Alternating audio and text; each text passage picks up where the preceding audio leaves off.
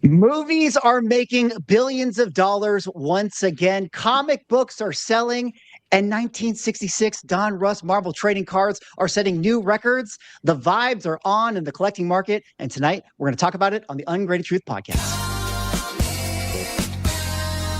Detective Comics set a record for 1.8 million. Nobody really cares. Who are annoyed that people are asking them questions, is this book fake? That question didn't exist a year ago. Somebody's submitting like 25 vintage books and getting 15 9.9s. We always think, how could it ever get crazier? And then it always does.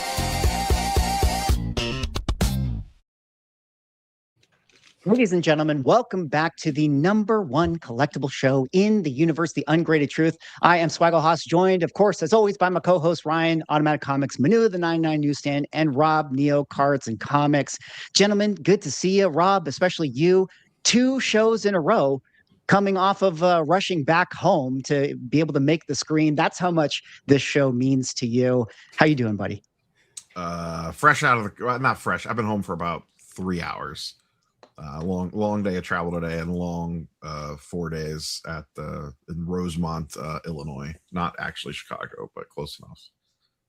So I can already hear no drive. It's only 6 hours, so it's not worth the travel headache of a flight. Which there were a bunch of flight delays because the weather was bad over here today, so I didn't. Well, there was all that American airline bullshit in the middle of the week too, that impacted a bunch of people with like FAA grounding because of software problems, and there was weather trouble, the whole 9 yards. Anything east of the Mississippi, I will most likely drive because it's just I don't mind flying. I don't like not having control when I travel, and when you fly, you have zero. Your trip is entirely in someone else's hands, and I hate that. Very true. Well, we are glad to have you back in front of the screen tonight, as we are glad to see our hosts and everybody in the chat. Thank you guys so much for joining us. As I get a Amber Alert in my background, but maybe you guys can't hear that because my microphone is picking it up. Hold on a second, guys. Hold on a second. This is why you got to watch the show live. Amber Alert. Okay, all right, we're fine, guys. But we got to do our housekeeping before we get into the show, which is going to be a huge show tonight because we got to talk about a lot of huge topics. Of course, the National just happened this weekend. Rob, like you already said, is fresh off the heels of it. We're going to get into a lot of topics with that. We have to do a recap of San Diego Comic-Con because of all the news of Hall H and Ghost Rider, and Marvel is maybe back. And we all, of course, have to talk about Spider-Man Brand New Day and its effect on the market. But before we get into our stories, we got to do our shout out to the Ungraded Truth YouTube channel, now at 19 subscribers, guys. This is a huge milestone for our YouTube channel. No, 1,900 subscribers. We're always very happy to have everyone's support over there. But if you have not yet subscribed to our YouTube channel, hop on over to the description.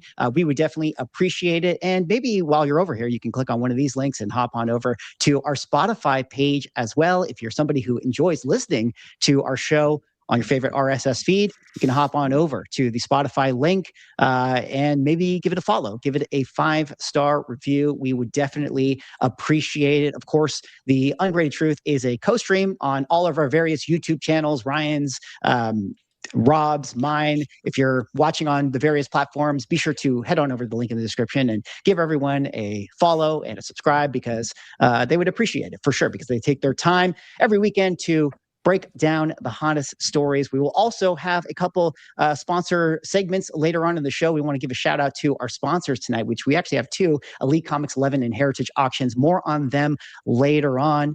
But with that, guys, we got to get into our lead story, which was, of course, the National, the greatest sports card show in the nation. The 46th edition of it just occurred out there in Illinois. And there was a lot of stories that actually came out of this. Before I got the show started, I was thinking to myself, well, maybe I could kind of, do a little search on X and see kind of what the vibes were for the show, since I myself wasn't there. And I noticed that a couple people, were just saying positive things. Like this user, Michaela, said, my thoughts on the National, the energy was great, and it was incredible. This person said, I thought the National was a good show. And then we get over to this third user here, Neo, who's just complaining about the line. So, The collecting curmudgeon just complaining about lines, but he wasn't the only one, because over on Sports Card Investors Instagram, he also made a post talking about lines, and this was a video I think got like 500,000 views or something like that. But let me kind of just table it right there. Rob, we can kind of get into all of the happenings and the stories, including some of your pickups. But why don't you kind of just break down your weekend for us? Give us the top overview of your feeling of the National. How was the show? Packed. I believe they haven't formally announced, or at least I haven't seen, but I believe this will be the all-time largest crowd ever for this show, which it has been every year the last couple of years. It keeps jumping. The building that they have it in is not capable of handling that show anymore. That's part of what leads to that line. That line, the outside line, went like at least almost a mile down the street. That was the general admission line prior to the show opening up, because they don't have a good way to like queue people in. Like New York Comic Con, they put you in the basement and kind of hide the line. Out there, it's just one long ass line that goes all the way down the road. And so do they not have anything that like serpentines it or anything like that? No, okay. So just one long snake of humanity. My goodness. The sports card market right now is extremely hot. Like we are, in a lot of cases, we are hotter than we were in COVID bubble for a lot of different cards and a lot of different players. Like if you look at price charts, things are well past COVID things. Not everything, but the great players like the Jordans, the Kobes, LeBrons, Ohtani, Brady, like those very established stars and retired players, their card prices have just gone parabolic the last few months. And that was on full display this week, both from a buying and selling perspective. I mean, cash was flying everywhere, both people buying, both people selling, people taking profits, taking that money, spending it on other stuff.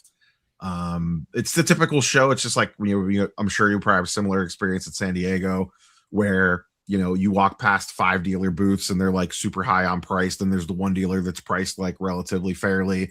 Then there's 3 more dealers that are like way overpriced. It's a similar thing here. You're going to run into all angles where the narrative will be that everything's high. And there was stuff a lot that was overpriced, but you could still find deals. You could still get plenty of cards. My favorite post was the guy complaining about high prices when he wanted to buy to flip.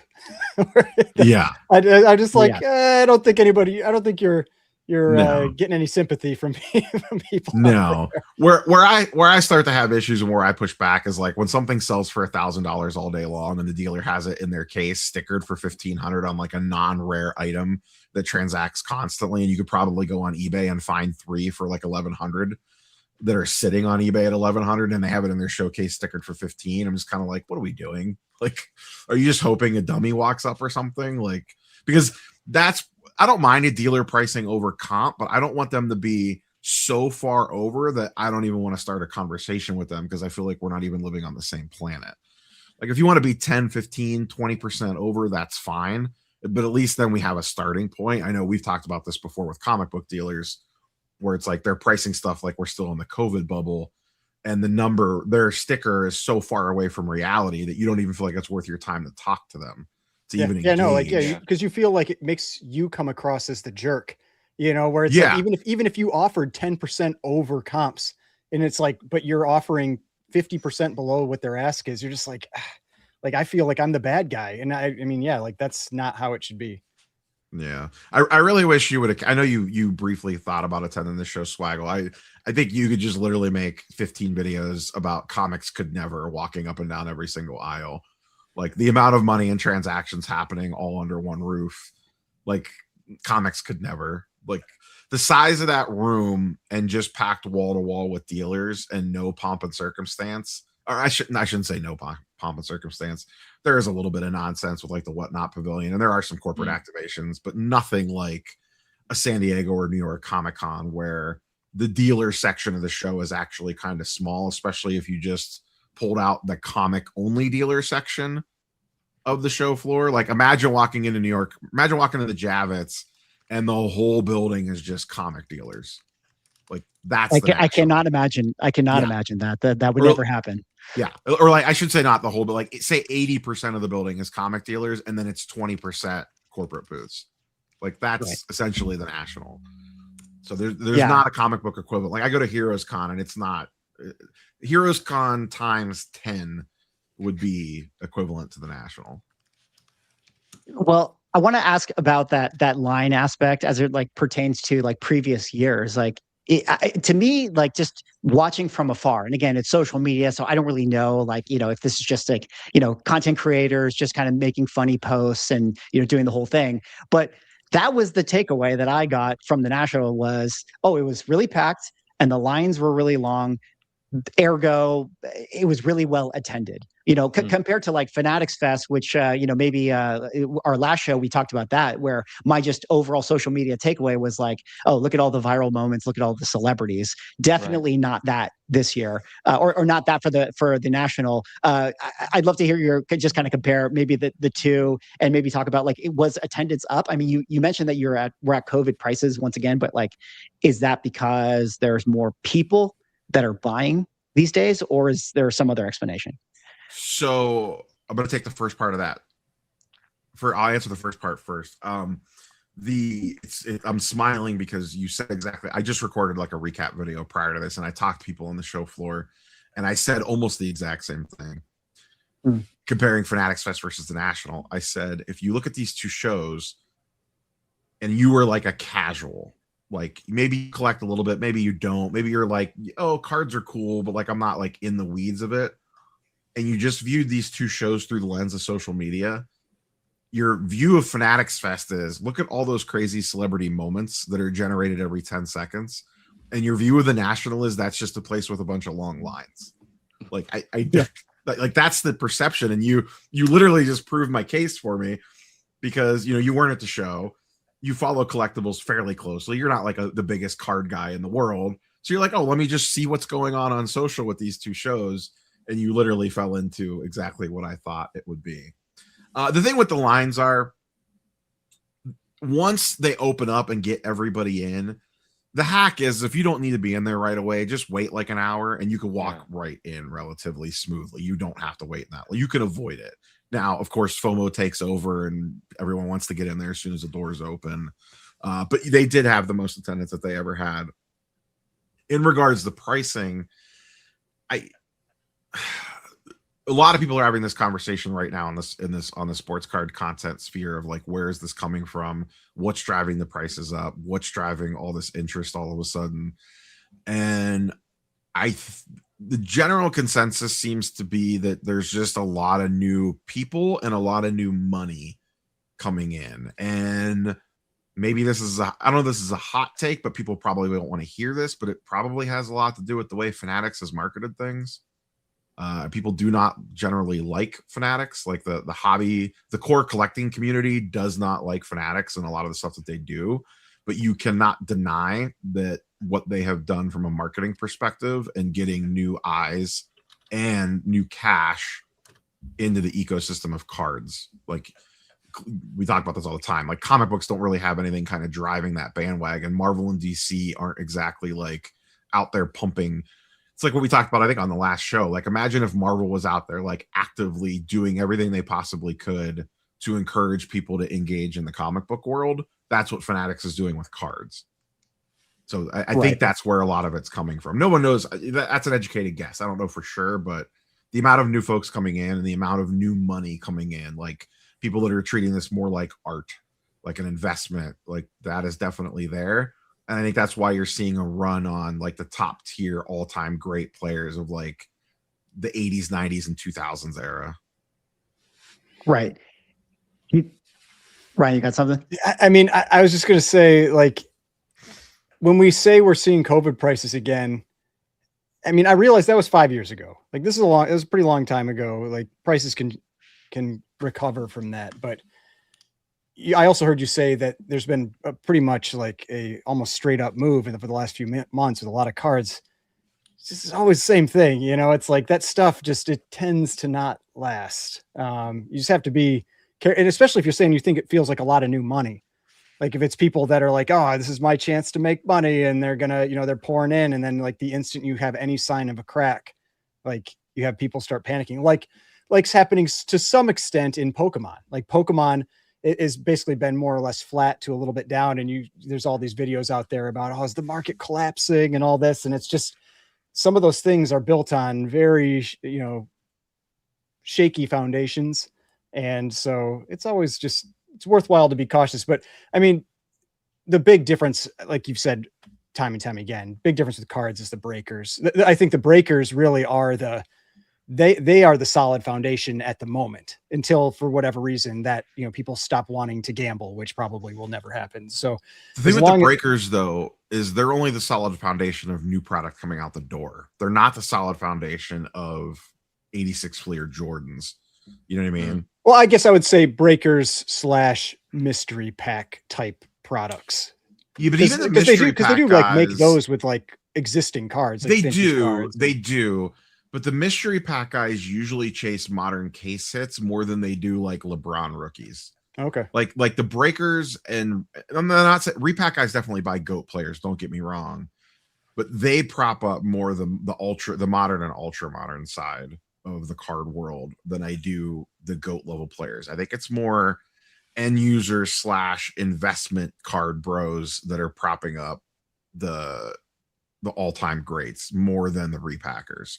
Now, all of it fuels each other because the ultra modern's doing so well. It allows you to play the flip game and the grade game and make money that way that you can then go buy the GOAT players. Like it's all one big happy ecosystem.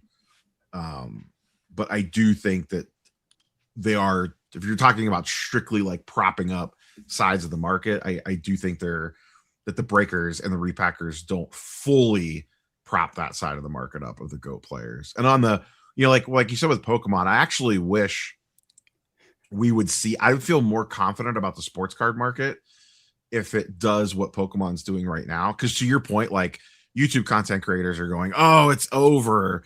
But when you actually look, like I have a shit ton of sealed wax that I track the value on every day, and it's not crashing. It's just not going up every single day anymore. It's just staying perfectly flat.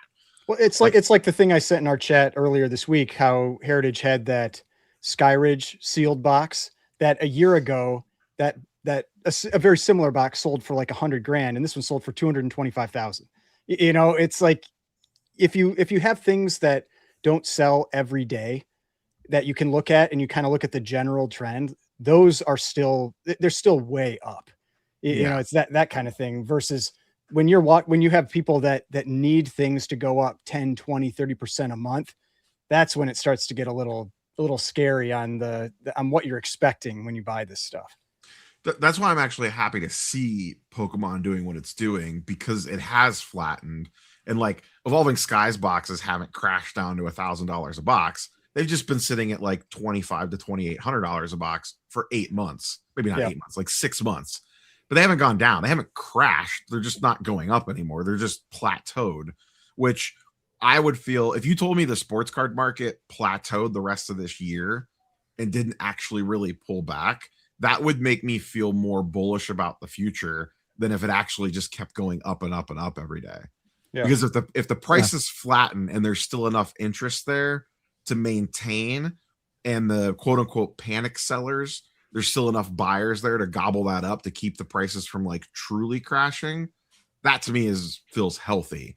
Versus when we came out of COVID in both comics and cards, all of a sudden it was a race to the bottom. Like Pokemon's crashing, but it's not a race to the bottom. It's just a flat line. So I would be thrilled if like the GOAT card players just basically stayed flat from now through the end of the year or something, or until the next big spike. Like if we just kind of went through a little bit of a chill out period, I don't know if that's going to happen or not.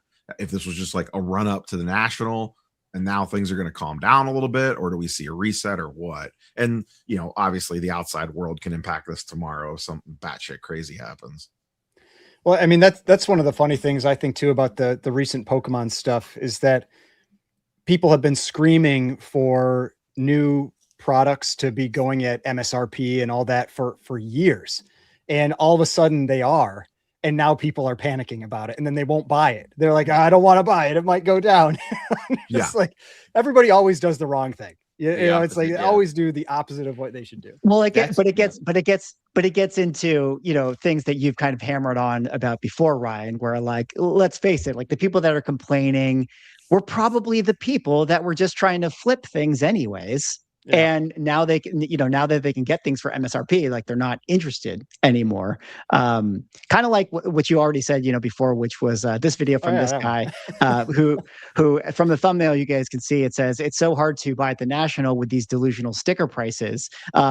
The funny thing was, to say is that he was, I guess he's like a repacker, trying to buy. is one of the biggest breakers in the entire industry. Yeah, the comment section was not friendly. So that's what's so funny about it, is because the comment section was, can't buy at 80% to turn and flip a 2 to 3x comps for your repacks. Maybe the hobby is healing, and that was one of the more upvoted comments. And I kind of want to, ask you, Rob, like, with the high stickers and that sort of thing, and people kind of pushing back, like, was this people getting mad because they're just all the repackers like complaining about these stickers, or are like the collectors complaining about these stickers as well? And where's kind of the sentiment, I guess, within the buying aspect here for collectors versus dealers versus flippers? People love to complain, so both sides are complaining. The people like Blaz, the repackers, are complaining because they can't buy 80 to 90% to flip. And to be fair, most repackers these days anymore are actually paying 95 to 100%, depending on the card. If it's something that they actually really, really want, they're paying very strong. But you also hear the same frustration from collectors, especially on the vintage side of things. Vintage sports dealers or vintage sports dealers are the closest thing we have to comic book dealers. They have very similar mindsets. It must be things about old paper that bring out certain qualities in those dealers. It's probably generational. It's probably a generational. It probably is. But like, there's this thing going on right now. Have we talked about NBA stickers on this show at all? I don't think so. Okay. So NBA Mike Baker, I won't go too far down a rabbit hole here, but essentially he will put an eye appeal sticker on a card. So say something's like a PSA 6. He'll put this sticker on it that basically says, like, this is a great looking PSA. It's a CVA sticker on comics. Yes, basically. Yeah. So dealers will get that, and then they will price it like it's a PSA 7. And in vintage cards, that could be a huge price jump. Or they price it like it's an in-between grade almost or something. And some dealers just do that on their own. If a low-grade vintage card has really good eye appeal, comps don't matter on that stuff to some degree. Like the last sale price, not all PSA 3s are equal, but now there's like a third party that's kind of getting in. They want a piece of the pie to like formalize it a little bit. But vintage dealers in general are generally speaking not the easiest to deal with, and they have their price, and it's basically like, hey man, if you want the card, there's my number. I don't care what the last one sold for, especially if it looks remotely good. You're seeing that on the GOAT level players that I discussed. If you want an 86 Fleer Jordan, even though that card's relatively common, the dealers are really standing firm by some of their sticker prices on it, even though they might not be necessarily grounded in reality. Was that an art chat or a different one where there was a picture of like 30 or 40 Jordan rookies? It was just all in one. That was a chat for shout out to Drew Como. He had sent that from somebody that was at the National, but totally flooded with Michael Jordan cards. But I want to bring Manu into this, and Rob, you mentioned going back to the vintage stuff that you were talking about, where everyone is chasing now some of those vintage key cards. It kind of reminds me of the saying, which is money goes where it's treated best. And I feel like, for the last few years, the best place to put your money was, in just an interest bearing savings account. Now we're not in that place anymore. People are starting to get a little more risky with their collectibles, and they're starting to, maybe take some money out of crypto and put it into, a trading card or a Pokemon card. And I think that's kind of what we're seeing. Manu, I want to bring you into this conversation and see if you have thoughts about this overall. But like, I guess maybe I can lastly set up, are the sports card people, or the people that are getting into this, Rob, you mentioned new people getting into it, like, are these some of the Pokemon collectors that are like maybe going into these vintage sports cards, or, vintage, I say, but like the 80s, key sports cards, and maybe that's what they're looking at to kind of like diversify their trading card world. But, I'll throw it back to you guys, Manu or Rob, if you want to pick up on that one. I'll hit it real quick and then I'll throw it to Manu. I think there's more of a crossover from sports going to Pokemon than Pokemon going to sports is generally what I see. I don't have much to add. I love the conversation that Neo and Ryan just had, and it's fun to hear. I think the only thing that I can say related to that I've been privy to is that there are sports card people coming into vintage Marvel. And that's something that I've been involved in a lot recently. And so we'll talk about that later in the show as well. But I wanted to know, like, was there vintage Marvel? Was there Marvel represented at the National? Like, or we could talk about it later, but did you see any of that? Like, what was Marvel cards like at the National? And there was really quick. Oh, yeah, go ahead. Sorry, really quick. Maybe just to tack on, like, just TCG. Was there Pokemon and One Piece stuff there as well? Yeah, so I'll hit Marvel first, then we'll go into TCG. Marvel, there was some. It was mostly the ultra modern, like the new release top stuff, the top stuff that has come out in the last few years. I for sure saw tables that had I didn't see much Donruss on the show floor. You always see a lot of the Batman, quote unquote, rookie card, 66 the 66 Batman. tops. Yeah, that one's always actually had my eye on a couple. That was something I was looking at early in the show before I found the stuff that I ended up getting. You always see those at the show. You always see 77 Star Wars, which I know is not more non-sport than Marvel per se. But not a huge Marvel presence. You could tell the dealers that were like also maybe breakers, and they would have some random case hits for Marvel. And I saw a few of those cards with like the Wolverine claws through it and some numbered stuff. You actually, what you see on the Marvel side more than like individual like chase cards or numbered cards, you see more autos, like actor autos and stuff like that. Not the fake autos, like actual real autos with actual ink on them, not printed on there, signed with a pen by an actor. You see I don't want to say a lot of that stuff, but you'll see more of that stuff than you will like a Spider-Man refractor numbered to 5. You're more likely to see a Tom Holland autograph, or insert random MCU actor here auto on something. It has a more universal pop culture sort of appeal. Here's the actor from the movie, not the nitty gritty of Marvel cards, like correct, that kind of thing. Because there's a lot of dealers, not a lot of dealers, but there is a subset of dealers at the National that they deal a lot in non-sport autos. So they might have a showcase of just all like movie cards with autographs on it, and then they'll have another one of all Marvel properties with autos on it, and so on and so forth. Another one with just all television shows, one with all Game of Thrones autos. And it's not uncommon to see showcases like that when you're walking around the show floor. From a TCG perspective, this is still primarily a sports show. One of the things I was curious about was how much TCG was going to invade, because it has invaded local and regional shows by a lot. I would say like last year's show was probably 5% Pokemon. This year's show was probably 10% TCG. More One Piece than I thought that I would see, to be honest. Not that there was a ton, but there was just more than I thought that I would see walking around the show floor. So did it increase? Yes, but it wasn't necessarily like full Pokemon dealers came into the show. It was more just like a dealer would have 6 showcases and half of one would have some Pokemon stuff in it. Whereas in years previous, they wouldn't have that. So it's like you could tell dealers were trying to mix a little bit of like just sprinkle a little bit of it in. There was still only a handful of like, I am only here selling Pokemon cards, or I am only here selling One Piece cards. It was more just mixing it in here and there. But part of that is the way that the show is structured. There's a very long wait list to get into this show. And the dealer list is so established. It is mostly built on the back of sports card dealers. So it's hard for that new blood to even get into the show. And where that new blood, that would be the folks probably trying to inject TCG into the show. Makes a lot of sense. We're going to revisit that topic of Marvel cards later on in the show, and as it relates to the pop culture and stuff. But I want to switch a little bit of gears, still related to the National. Rob, I showed this video of yours that you posted earlier, and kind of making a joke about the lines. Specifically, this was a video of the line to send your trading cards into PSA. Obviously, PSA's doors are still very, very busy, and maybe even more interesting related to that, which I feel like this has now become, almost as interesting to watch as the inflation report, anytime the Fed talks about inflation. But it looks like card inflation is going back up.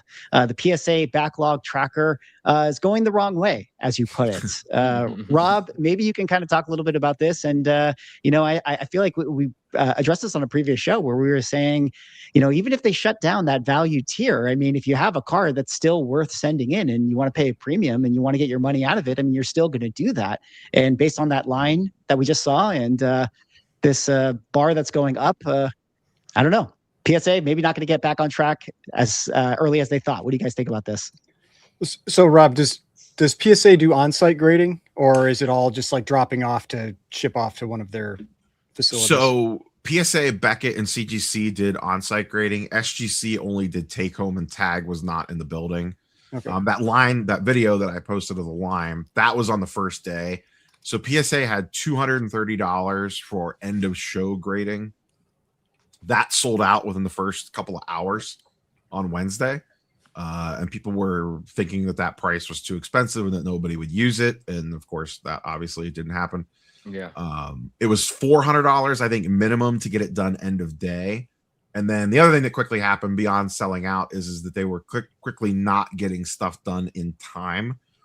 On Friday, they announced that they weren't going to finish all orders that they had taken in for end of show grading, and we're going to have to take stuff back to their offices, and we're offering discounts and make goods and things like that. And people were pissed. Last I had heard before I left the show on Saturday, they were on track to finish almost all the orders. But I think some people had probably already left because not everyone is there for all 5 days. Like if you did a end of day grading on a Friday and you were expecting to get the card back on Friday and you were flying out on Saturday, and if that wasn't done in time, but it's going to be done on Sunday, that doesn't really help you. I think they had said like a few problem orders might not get done, but they were expecting pretty much everything else to get done. I've seen some stuff on social today about people saying that their cards still weren't done as the show was winding down. So I don't know how that ended up all shaking out. But yeah, they were doing on-site. Beckett also sold out of on-site grading slots pretty quickly. I think they made it to end of day Thursday before they completely sold out. I think CGC was open most of the weekend as their booth was busy. They were pretty steady, but nowhere near as crazy. You really didn't have to wait much of a line with them, which is hilarious because they were the cheapest to grade with. For PSA to get a card graded end of show was $230. For Beckett, it was $130-ish. For CGC, it was $45, and they had the smallest line. 45. Oh my God. Yeah, it's not even close. And as you said from your ex, Tag was not in attendance. Yes. And also, to be fair to CGC, they also broke their record for on-site grading at the National. Like they had a really good show. They were the easiest to submit and get cards back with, and they were the cheapest, and they basically had not much of a huge line. Does CGC really hardly even grade vintage? Though? Like, I wonder if it's partly because they do more, like a lot easier stuff. You know, like no, they do grade, but they absolutely grade vintage. Okay. Andy Broom, who is their head grader, is a huge vintage expert. He used to work and run a lot of stuff at Beckett. He's very well respected in the vintage community, so they do grade a lot of vintage. I never see vintage with CGC, so that's why I was okay. It's just people choose PSA just because. Yeah, they're just not well respected. They don't command a good premium on the secondary market. It'd be like grading with, back when CBCS existed, why would you take your AF-15 to CBCS type, or maybe even like a brand lower. I don't want to, they're not like a P, what is it? What was it? PGX, PC? What was the? Yeah, they're not a PGX. No. Yeah, they're not PGX, but they're also not even probably CBCS. At least in modern sports cards and even vintage sports cards. They do get more respect in the TCG side of things. And I'm strictly talking about from a secondary market perspective. Most people, if you talk to them, they actually love CGC's holder. It's fantastic. And they grade very fairly and very accurately. I've had plenty of cards graded by them. And they always come back very close to what I thought that they would grade. I've never had any issues. For whatever reason, the secondary market just doesn't give a shit about them, especially in sports. Well, interesting with the PSA backlog tracker. I don't know. I feel like it's probably going to keep climbing up. I mean, I want to leave some bullets in the chamber for you, Manu. You know, I want to get you involved with the conversation here. No, it's all good. You know, the reason I say that is like, you know, I sort of wonder, you know, later on we're going to talk about the Donruss and the Marvel card sale, but I just wonder also too if like maybe some of the movement of the prices is due to the fact of this like backlog. Although, you know, the expensive cards, you know, you could skip the line, but I just wonder if like there's bottlenecks in every trading card aspect right now. I actually just had that exact conversation, and it was in the context of like a massive Donruss sale and a collector that has a huge Donruss inventory that amassed his inventory over the last, like, let's just say decade. I could give or take a few years, but collecting Donruss even longer than I had even been aware of the set. And this was part of the conversation we just had, how this resistance to grading right now, given the obstacle and the price, is making available inventory that much more desirable on the market. So some of the lower end stuff, like for instance, you know, if you're not grading a card 34, if you're grading one of the cards that in a PSA 6 or in a PSA 7 is going to sell for $100, $150, $200, you don't really want to grade it right now, you know, so it's not being graded. Or if you're looking for that card, you're not buying it raw to grade it, so you're going to buy the PSA 5, 6, or 7 that's available. It is absolutely having an effect on how someone's acquiring a card, because previously, you know, if the card's not that expensive, we might just buy a $40 to $80 raw. 40 raws and clean ones are kind of hard these days, but you might buy $80 to $120 raw and grade it, right? But at the moment, that's not as appealing as a prospect. So yes, a long-winded answer. You're absolutely right. It is having an effect on how people are purchasing, and it is potentially driving the prices, because that's what some of my seller friends have experienced. That's some of the psychology that they're, you know, battling with themselves as well. So it's very real. Absolutely. It's West Coast Avengers 45 White Vision in card form. Okay. Just because I mean, it's like when that popped off, there were no copies available in 9.8 because nobody graded it. And there was a huge backlog in CGC when it was taking like a year to get stuff graded.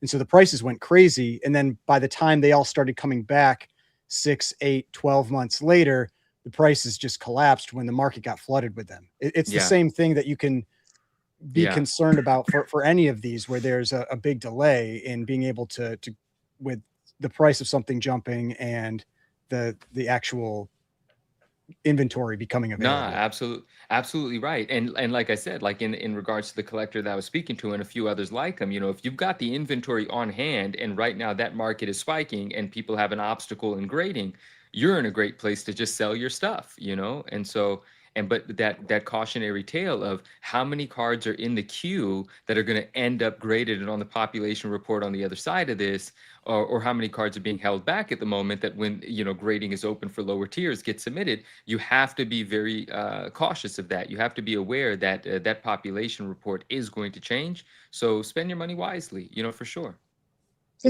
Rob, is there any update on you know, PSA's outlook now based on this recent surge? I think still potentially by the end of the year. Chat mentioned PSA also just announced this week that they're opening up another grading facility in Dallas that just went online.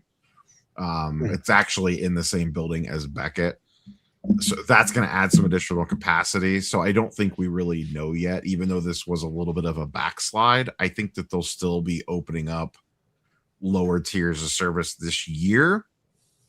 I don't think that means that we're all of a sudden going to get $25 per card grading back this year. You know, right now the cheapest is $80. Do I think it's still the cheapest? Do I think that the cheapest level to grade a card is $80 by the time we get to the end of the year? No, I think it'll be less, but I also don't think it's going to be $25. So maybe grading is in fact a scam. It was all part of the plan all along. And maybe there's legs to the lawsuit, which we're going to talk about a little bit later on in the show. But, you know, before we get there, we're going to wrap up a little bit of last thoughts of the National here. Rob, any broader takeaways, or maybe you want to talk about how you have no more money anymore? You can pull up, if you click that post, you can pull up the 2 cards that I acquired there if we want to show those. Yeah, tell us about these 2. So that one, I'm sure Manu's probably familiar with this one. Iron Man Rittenhouse. He has 2 pack pulled autos in existence. For Robert Downey Jr. This one, and then there's a same set, same year, a version of him in the Iron Man suit. This is the more desirable one. There's also an inscription version where he has the year on there. But that's probably one of the probably one of the bigger Marvel Grail cards that exist, I would say, at least on the more modern side of things. And then the other one is, the Grail of Grails for vintage Magic. Obviously not an alpha or beta. You could go a little bit harder on that, but yeah, it's kind of similar. The Lotus, the Downy I've been looking for forever. That card is extremely hard to find. It's one of those things that when they do pop up on eBay, they're listed at like 3x what they would typically sell for. It's kind of like sure, if you want one, come hit my number. They're not realistically priced to sell. And then the Lotus, it's a card that I've always wanted, but it's a very similar play to me buying the AF-15 earlier this year. Vintage Magic and vintage comic books are the two categories that haven't gone parabolic like everything else. Mm-hmm. So that's kind of where I decided to deploy cash and trade. The Lotus I partially traded into with some Jordan cards that went crazy in value over the last couple of months. So I took my profits on that and applied it towards that. Nice. But yeah, vintage Magic and vintage comic books are the two categories that haven't seen massive price increases. They haven't seen decreases. They've just been like this, as we've discussed in recent shows. Unless you had a whole bunch of Ghost Rider ones, the 1990, then you could have. That's just a little bit of a different story. So, yeah. But yeah, those are my two big pickups. And yes, I am broke now. I'll be between buying an AF-15 2 months ago and then those two. I will be hopefully chilling out the rest of the year. Well, congrats on all those pickups, man. That's awesome. I love that Black Lotus. That's an impressive growth to the collection. Definitely an impressive growth to the collection. Congratulations on the purchase. And even though you're broke, don't worry, because I got something very special for you. A special offer from one of the first sponsors of our show tonight, which actually is going to be Heritage Auction, guys. We got to give a shout out to Heritage. They are the biggest auction house in the United States. Heritage Auctions barely need an introduction. One of the great places to buy collectibles, vintage items, dinosaur bones, dinosaur teeth, all types of goodies. And, if you're like Neo and you're, needing to pinch a couple pennies here and there, Heritage Auction is actually offering an exclusive offer for everybody watching our show. The exclusive offer is for new clients, where they are going to be offering $50 off on anyone's first purchase of $100 or more. All you got to do is register for an account, complete the bidder registration form, and then you'll receive a $50 promotion and voucher redemption once you win a item of $100 or more, which personally, I think is a pretty great deal overall, so I think that's awesome. And, at the very least, I always say it's like, even if you're not going to be buying anything on Heritage Auctions, I mean, having a Heritage Auctions account, I think is something that is honestly a no-brainer. It's free. It costs you nothing, and it gives a tremendous amount of value for you if you actually have a Heritage Auctions account. I don't know if you guys agree with that one.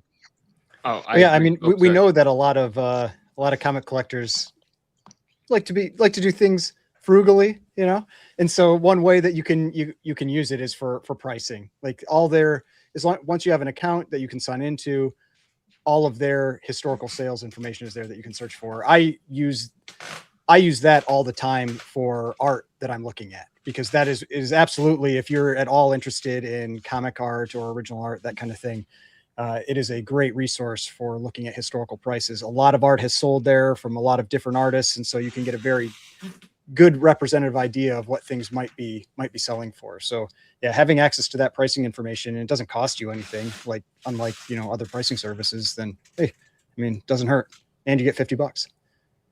Yeah, absolutely. I mean, if you go over here to some of their sales, like you said, if you click in and you make an account, you can go down and you can see kind of recent sales. So it's like we said, it's like a pricing guide. You can see, okay, a recent 3.0 of an ASM1 sold for $7,600. And it's really a kind of an awesome ability to be able to have that at your disposal. I don't know, Manu, you got any thoughts about Heritage Auctions here?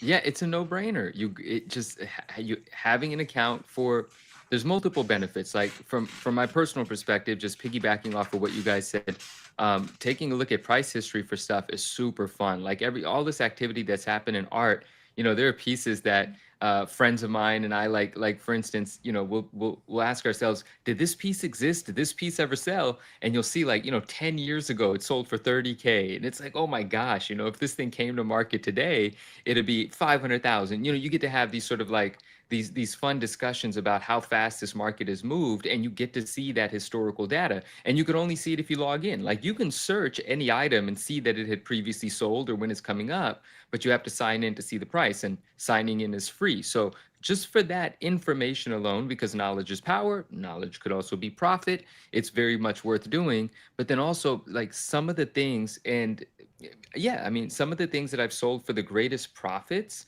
I actually did pick up on Heritage, but I wouldn't have known about them if I wasn't looking through a bunch of random auctions, and there was like items that were just placed where the crowd for that particular auction, that sort of event, might not have been so fascinated in that item, but I looked at it as an arbitrage and knew that there was an audience that I communicate with that might like it, or I can hold it for a while. I mean, without getting specific about the item, Swag, there was one day where you were watching an auction, you were bidding on some things, and the last item in the auction, you called me up and you were like, bro, isn't this your kind of thing? And I got so excited, and I'm so grateful that you showed that to me. And I did win that auction, and I won it for about a seven, how do you say it, a fraction of what I sold it for, but I sold it for 6 or 7 times what I purchased it for.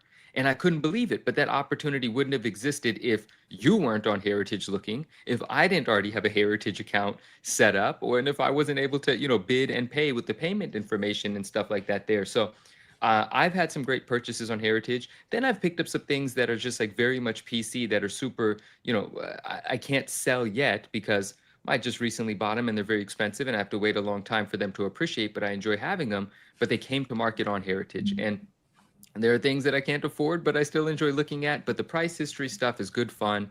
And just having that account to be prepared for like a moment like when you hit me up and say, hey, isn't this your kind of thing? You just got to have an account. It's a no-brainer. It costs nothing. And if you do buy something, you get $50. I think that's terrific. Sign up. Definitely sign up, guys. We're going to give a shout out to Heritage Auction for being a sponsor of the Ungraded Truth tonight. Link in the description. Go check them out. Go make an account. You know, if you buy something, you save $50. You get a $100 book, you get it for half price. I mean, that's a pretty great deal. You know, now that we're back in this crazy MCU, comics are back, speculation, brand new day, Spider-Man market. I mean, you might be able to turn a nice little profit like Manu did for that one. And like we already discussed, you know, again, it's a really great resource to be able to look at old prices, or to be able to look up comps, which, you know, you could be that person that goes up to the National and says, hey, bro, your Honus Wagner did not sell for your sticker price. Check out what it sold for on Heritage Auctions. That could be you. So big shout out to Heritage Auctions. Check out the link in the description if you guys would like the opportunity to save $50. We definitely appreciate them. I will add really quickly, there are a lot of trading cards on there as well. Like we focus on the comic books, but there are, especially vintage, and there's a lot of high-end TCG that moves through there. Yeah, I don't know if it's a weekly auction, but it's a near weekly. I think they have with trading cards. They have regular art auctions, and then also like Mickey said, if you want dinosaur bones or gems and that kind of stuff, they have all that stuff too. But yeah, my focus tends to be the stuff I've bid on there. It's art, comics. I've bid on some video games and then some cards. That's actually what I wanted to just say, you know, while we're still on the Heritage topic, is they just launched their video game signature auction or something like that. And we've recently been talking about physical media and video games. Yeah, so there's some fun stuff there. So I thought that's worth taking a look at. And I'm bidding on a few of those. A nice little tease for later on in the show, because we will be revisiting the Heritage Auctions page to talk about some of those video games. But before we get there, we got to go from one show to another, which a week ago, it was San Diego Comic-Con. I was actually in attendance. The show was incredible. The vibes were on, or the vibes were back, I guess. And there was a lot of huge stories that came out of San Diego. I mean, we can definitely go through them, you know, one by one. But the one I want to start with the most, as it pertains to kind of the collecting market, is, of course, the announcements that pertain to Ryan Gosling and the MCU, where at the Hall H panel on Saturday, Kevin Feige announced that Ryan Gosling is going to be playing Ghost Rider in an upcoming movie. This was met with a ton of exuberance, a lot of aftermarket sales. We have honestly not seen that many buy it nows on eBays and Elite Comics 11s and all these websites for a book of that caliber in a really long time. And one of the sales was actually from a post that I actually made right here, which was this Marvel Spotlight 5 in a 9.4 that off eBay after this announcement was sold for $16,500. And I compared it to, where this thing was selling at auction on Heritage a year prior, which was $10,200. So as you guys can see, in 1 year, 62% increase. This is also met with the fact that, the Ghost Rider Volume 2 from 1990, the Danny Ketch first appearance, is now double, triple in price, pretty much. So it's kind of crazy to see that. But guys, let me kind of just start there with the initial thoughts about, the Hall H, the Ghost Rider. What do you guys think about that? Ryan, I'm looking at you with this one. Are comics back? I mean, at least Ghost Rider comics are back. I think we don't know officially what version he's playing. Right? I've heard people saying Johnny Blaze, but I don't think there's been any official announcement on which character he's actually going to be playing in the movie. But yeah, I thought it was when you went to eBay and you looked at sold listings for both Marvel Spotlight 5 and that Ghost Rider 1, Marvel Spotlight 5, for a book that expensive, it was impressive to see. I think it was probably 10 to 15 sales in almost like one day. The Ghost Rider, I think there was even more. I might have even counted like 25 to 30. Yeah. So I was looking across multiple days. So, yeah. But then, like the 25th, I think is when they made the announcement. It was just like this big chunk right then. And then the Ghost Rider ones, I had to scroll for a long ways before you got down to the bottom of those sales. That book was getting bought up like crazy.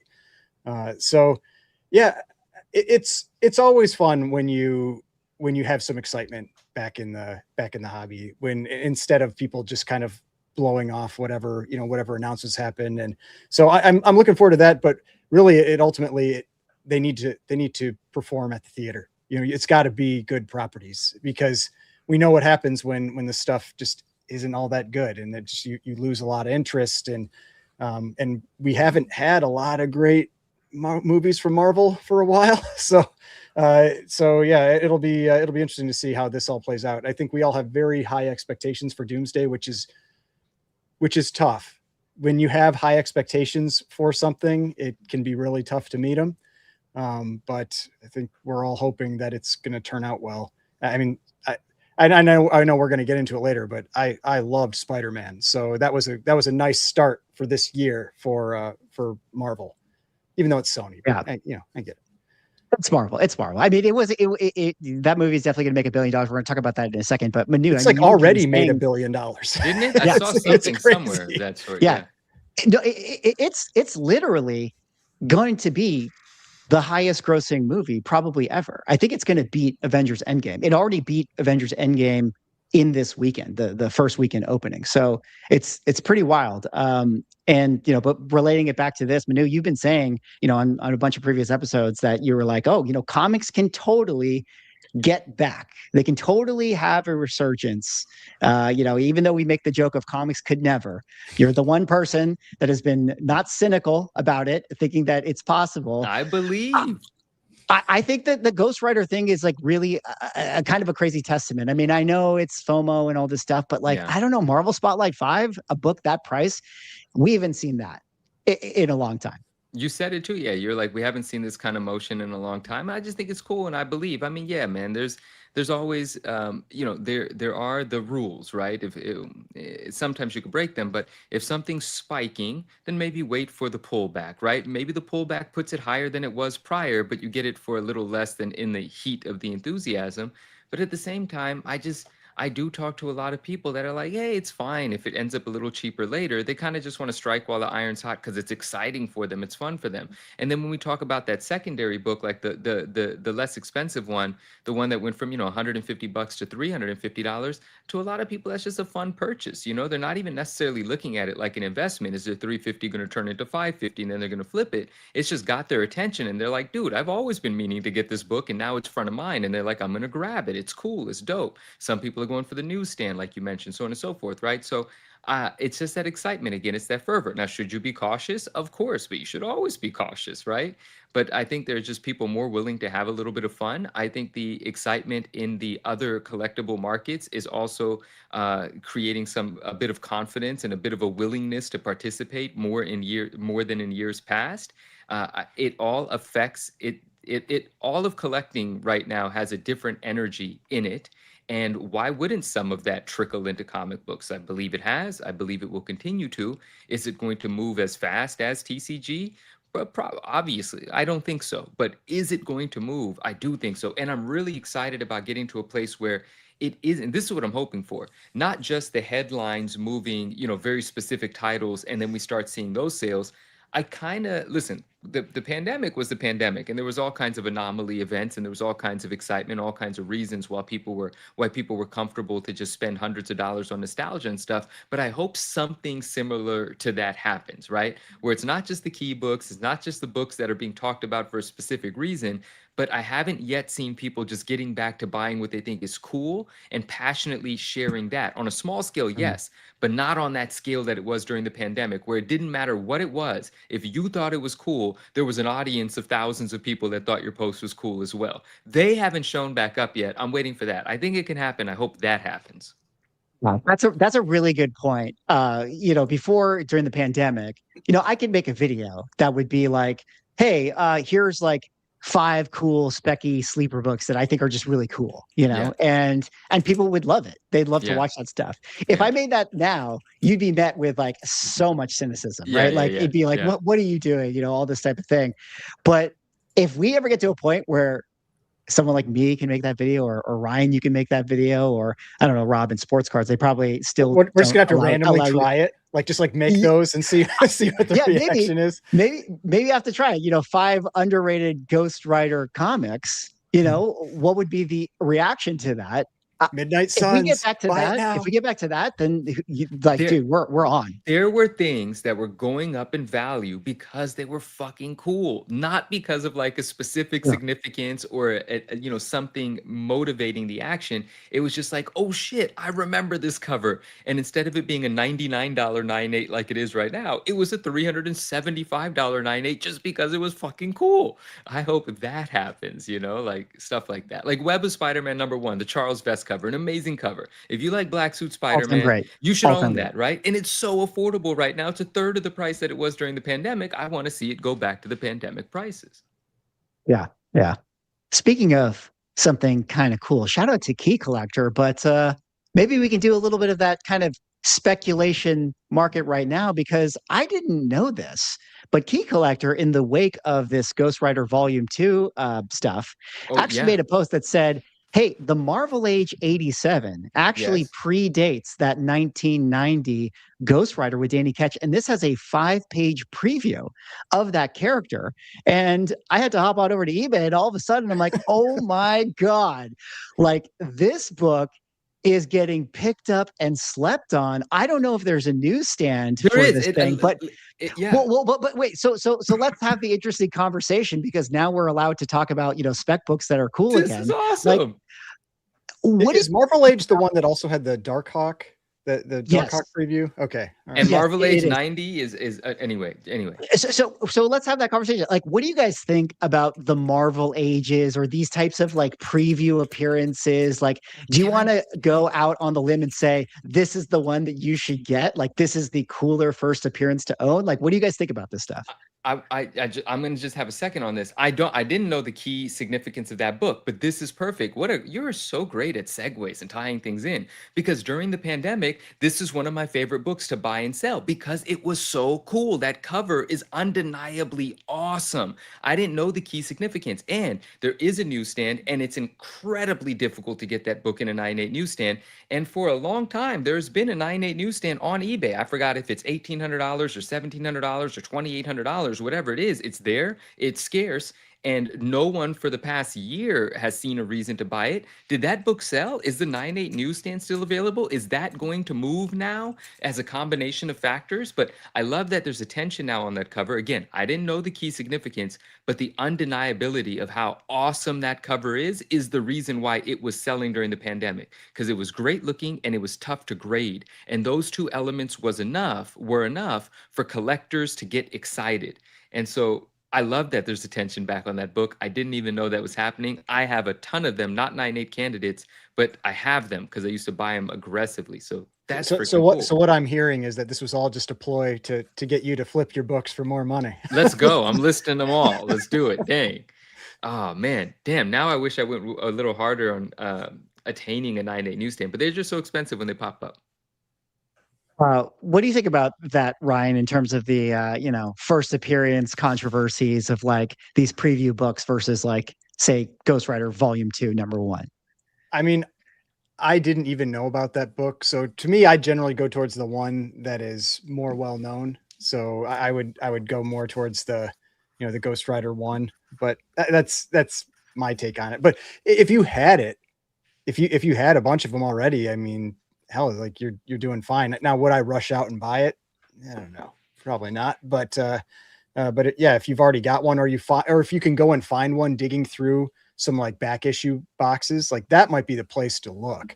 Like that would be, I think, maybe the thing and to take away from the key collector notification is try to find that in back issue bins. Yeah, and you definitely can. And sorry, Swag, I forgot to answer your question. What do I think about a preview appearance versus like the actual comic book? I'm a believer of the preview appearances.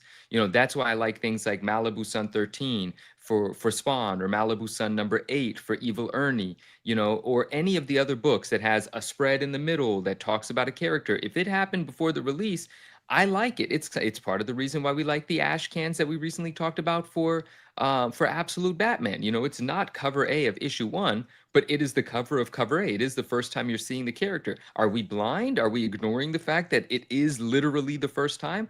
Those things, to me, I don't ignore. I think they're cool. Is it a smaller market, a more niche market? Fewer people believe in that? Sure, but you don't need the whole world to believe in something for it to be awesome or investable.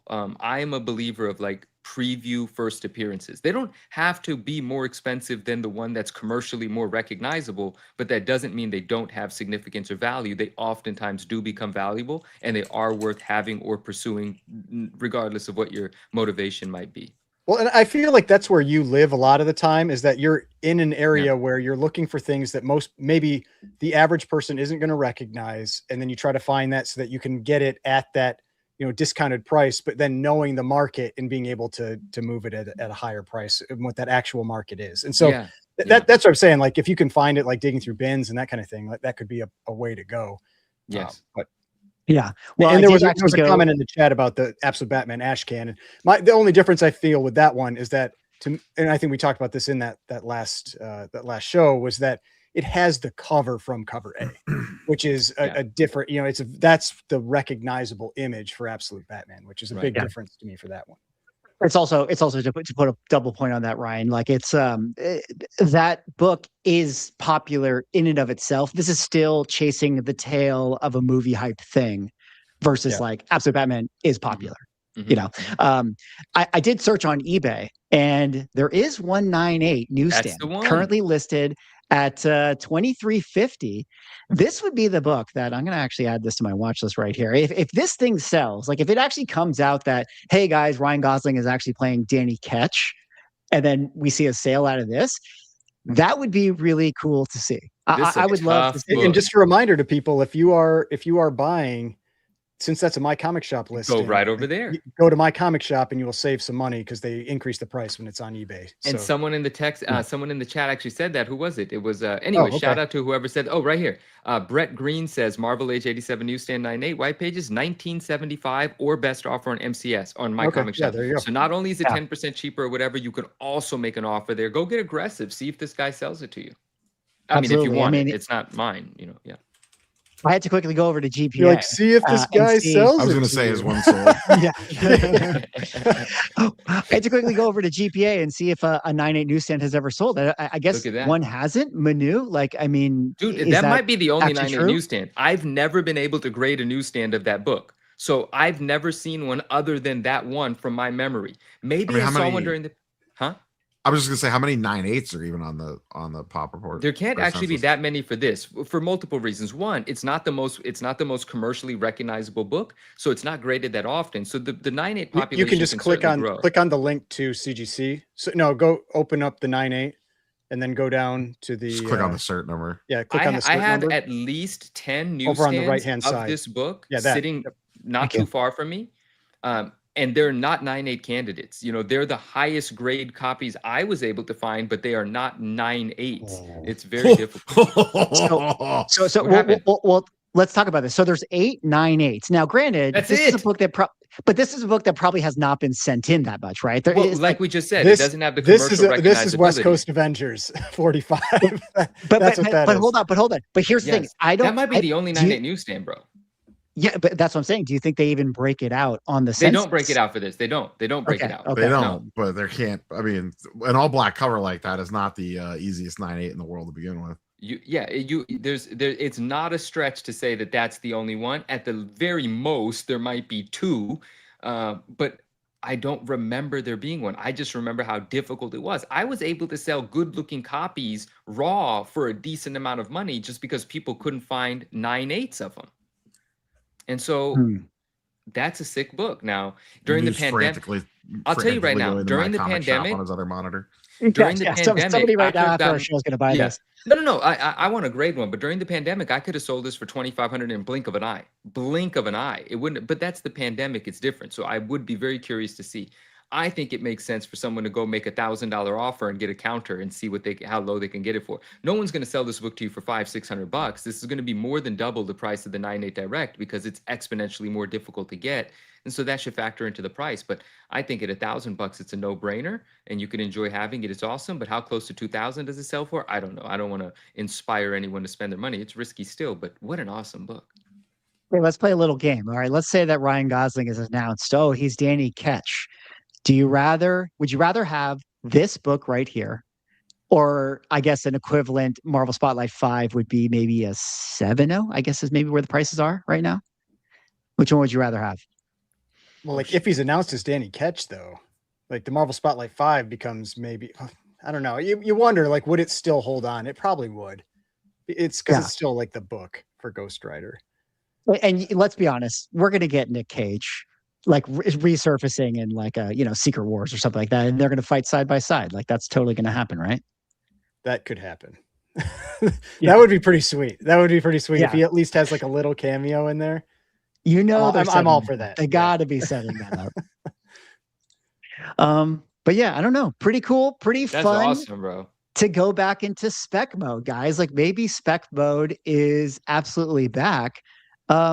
Because continuing on this theme, I mean, I don't know if you guys caught this news announcement, but X-Men from Deadline, Samara Weaving, this actress, lands the role to be playing Emma Frost in the upcoming X-Men movie.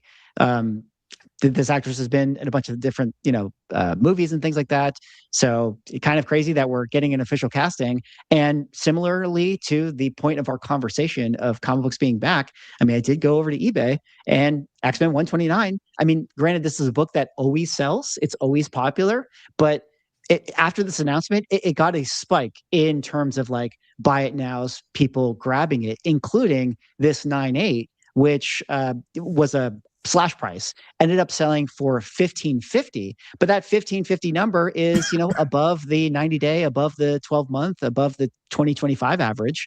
I mean, you got to go all the way back to 2024. It's lower than that. But I don't know, guys. Spec comics are back. Are comics back? Can we just say they are? Can we? Yeah, proclaim they're back. Let's will it. Let's say it is. I think Let's manifest X-Men it. could be interesting because it's something where we're finally getting something completely new, where you're not really beholden to what everybody remembers with Robert Downey Jr. and Chris Hemsworth and all of that, where you've got these characters that have been built up over a decade that everyone is very, very stuck on. So I think X-Men could be a big deal, but man, they can't do another friggin' Phoenix movie, something like that. Oh my God. If they do Phoenix again, I'm gonna cry. Why? It would be the first time we actually got it done right. Yeah. But I mean, yeah, it's just like we've seen it so many times, but I'm always a little nervous now because it seems so dependent on having the right director and the right writers and everything that, man, you can get some bad stuff out there pretty easily. So yeah, I'm hopeful. I'm hopeful with Doomsday. I trust the Russo brothers, and more importantly, I trust McFeely, who's the screenwriter. That's why that's why I do have very high expectations for Doomsday. They've got the right people that have proven themselves. When you have people that have proven themselves, I don't really have a lot of concern going in. But I don't know who's. Have they even announced an X-Men movie yet? They did. They announced the X-Men movie is they know that it's coming, and the director who is attached to the X-Men movie right now is the guy who did Thunderbolts. Now that might cause alarm bells, but I personally thought the Thunderbolts movie I enjoyed actually I thought it was executed very well. I think people unfairly critique that movie, but because they just don't really love those characters, but I thought that it was actually well done. I mean, the problem with Thunderbolts was it was like 5 Captain Americas. I mean, that was the main flaw with that movie. But the movie itself was very entertaining. Lots of great action. It's funny. All of that. Yeah. Well, I'm curious. So, speaking of Hall H stuff, maybe I'll touch on this. Correct me if I'm wrong. FF52 basically saw no love, right? Right. So yeah, FF52. Yeah, there was an announcement for the new Black Panther. I forget the actor's name. Forgive me, but that book did not have the same market movement at all. I mean, maybe almost none. What character is he playing though? Is it the character that was the new one that just came out 5 years ago or 4 years? So I don't know if that's. Yeah, maybe that's what it is. Maybe there's a technicality that he's like the next T'Challa in line. So maybe there was a spec book related to that maybe got some movement, but I didn't actually look it up. Yeah, I didn't look into that one either. But yeah, I mean, did we see a lot of movement though with like FF5? I don't feel like we did. I don't remember really seeing much. And now that is even more extreme example of Marvel Spotlight 5. So it would be tough to really have a lot of movement there, but I don't remember seeing a lot of movement with Doom. Well, same with I was just glancing at AF-15 while you guys were chatting to see if because everyone loves Spider-Man, but that book hasn't. It's been trending upwards generally the last couple of months, but it's not like people are going to go bin crazy on AF-15, so it's kind of hard to tell on stuff like that. That's because all of the Spider-Man money is going into Card 34, which we are still about to talk about very, very soon. Yeah, another one just sold too. Something, yeah. Yeah, we are gonna actually talk a little bit about Spider-Man later on in the show. Maybe we can give our thoughts on the movie. Like we already said, it's going to make $1 billion. But I still do feel like we need to kind of address some other San Diego Comic-Con topics. And if you guys have questions for me, just in terms of like a sentiment towards how the show was, let me know. But I feel like we got to cover this topic because we are the double shills. We are the most important influencers when it comes to manga. And we are so excited to announce that CGC has officially jumped into the graded manga space. This was their official kind of, I guess, big announcement, big reveal that they had at their booth, that they are now going to be doing graded manga. I actually was able to talk to Amber right here, who is their coordinator, social media for some of their departments. And this video right here kind of shows off that new case where they're going to be doing the Tonka bonds, which are basically the trade paperbacks. And then they have a case that I actually spoke to Matt Nelson about this one. They're still tweaking this one. I think in terms of like when this is going to be ready to go, the smaller version is going to be already up and running. But you know, I did talk to Matt quite a bit about this, and he kind of gave me his thoughts and everything about it. But I don't know, guys. Graded manga coming to CGC. Do you think that this has a chance to grow? Do you feel like Beckett being first to market has already established itself? Like, is CGC going to have that hard time, you know, making this a big vertical? Is there even room for this to be a vertical? What do you guys think about CGC and graded manga? I think there's definitely room for them. I do think that they are quite a bit behind with respect to Beckett, especially with Beckett being under collectors now, you know, like PSA. It's because that's a lot of backing that they have. And what generally everybody has seen so far, right, is outside of raw copies, they've seen them in those Beckett holders. So that's what people are very familiar with. So they're going to need to have probably a pretty strong advertising push to really get that out there. The cases, I think those look very similar to their VHS cases, and the style where the it's kind of like set back. I'm not a huge fan of that style, but we'll see how it goes. They're actually kind of cool. Do you have a VHS case? Like, have you? No, just from seeing them.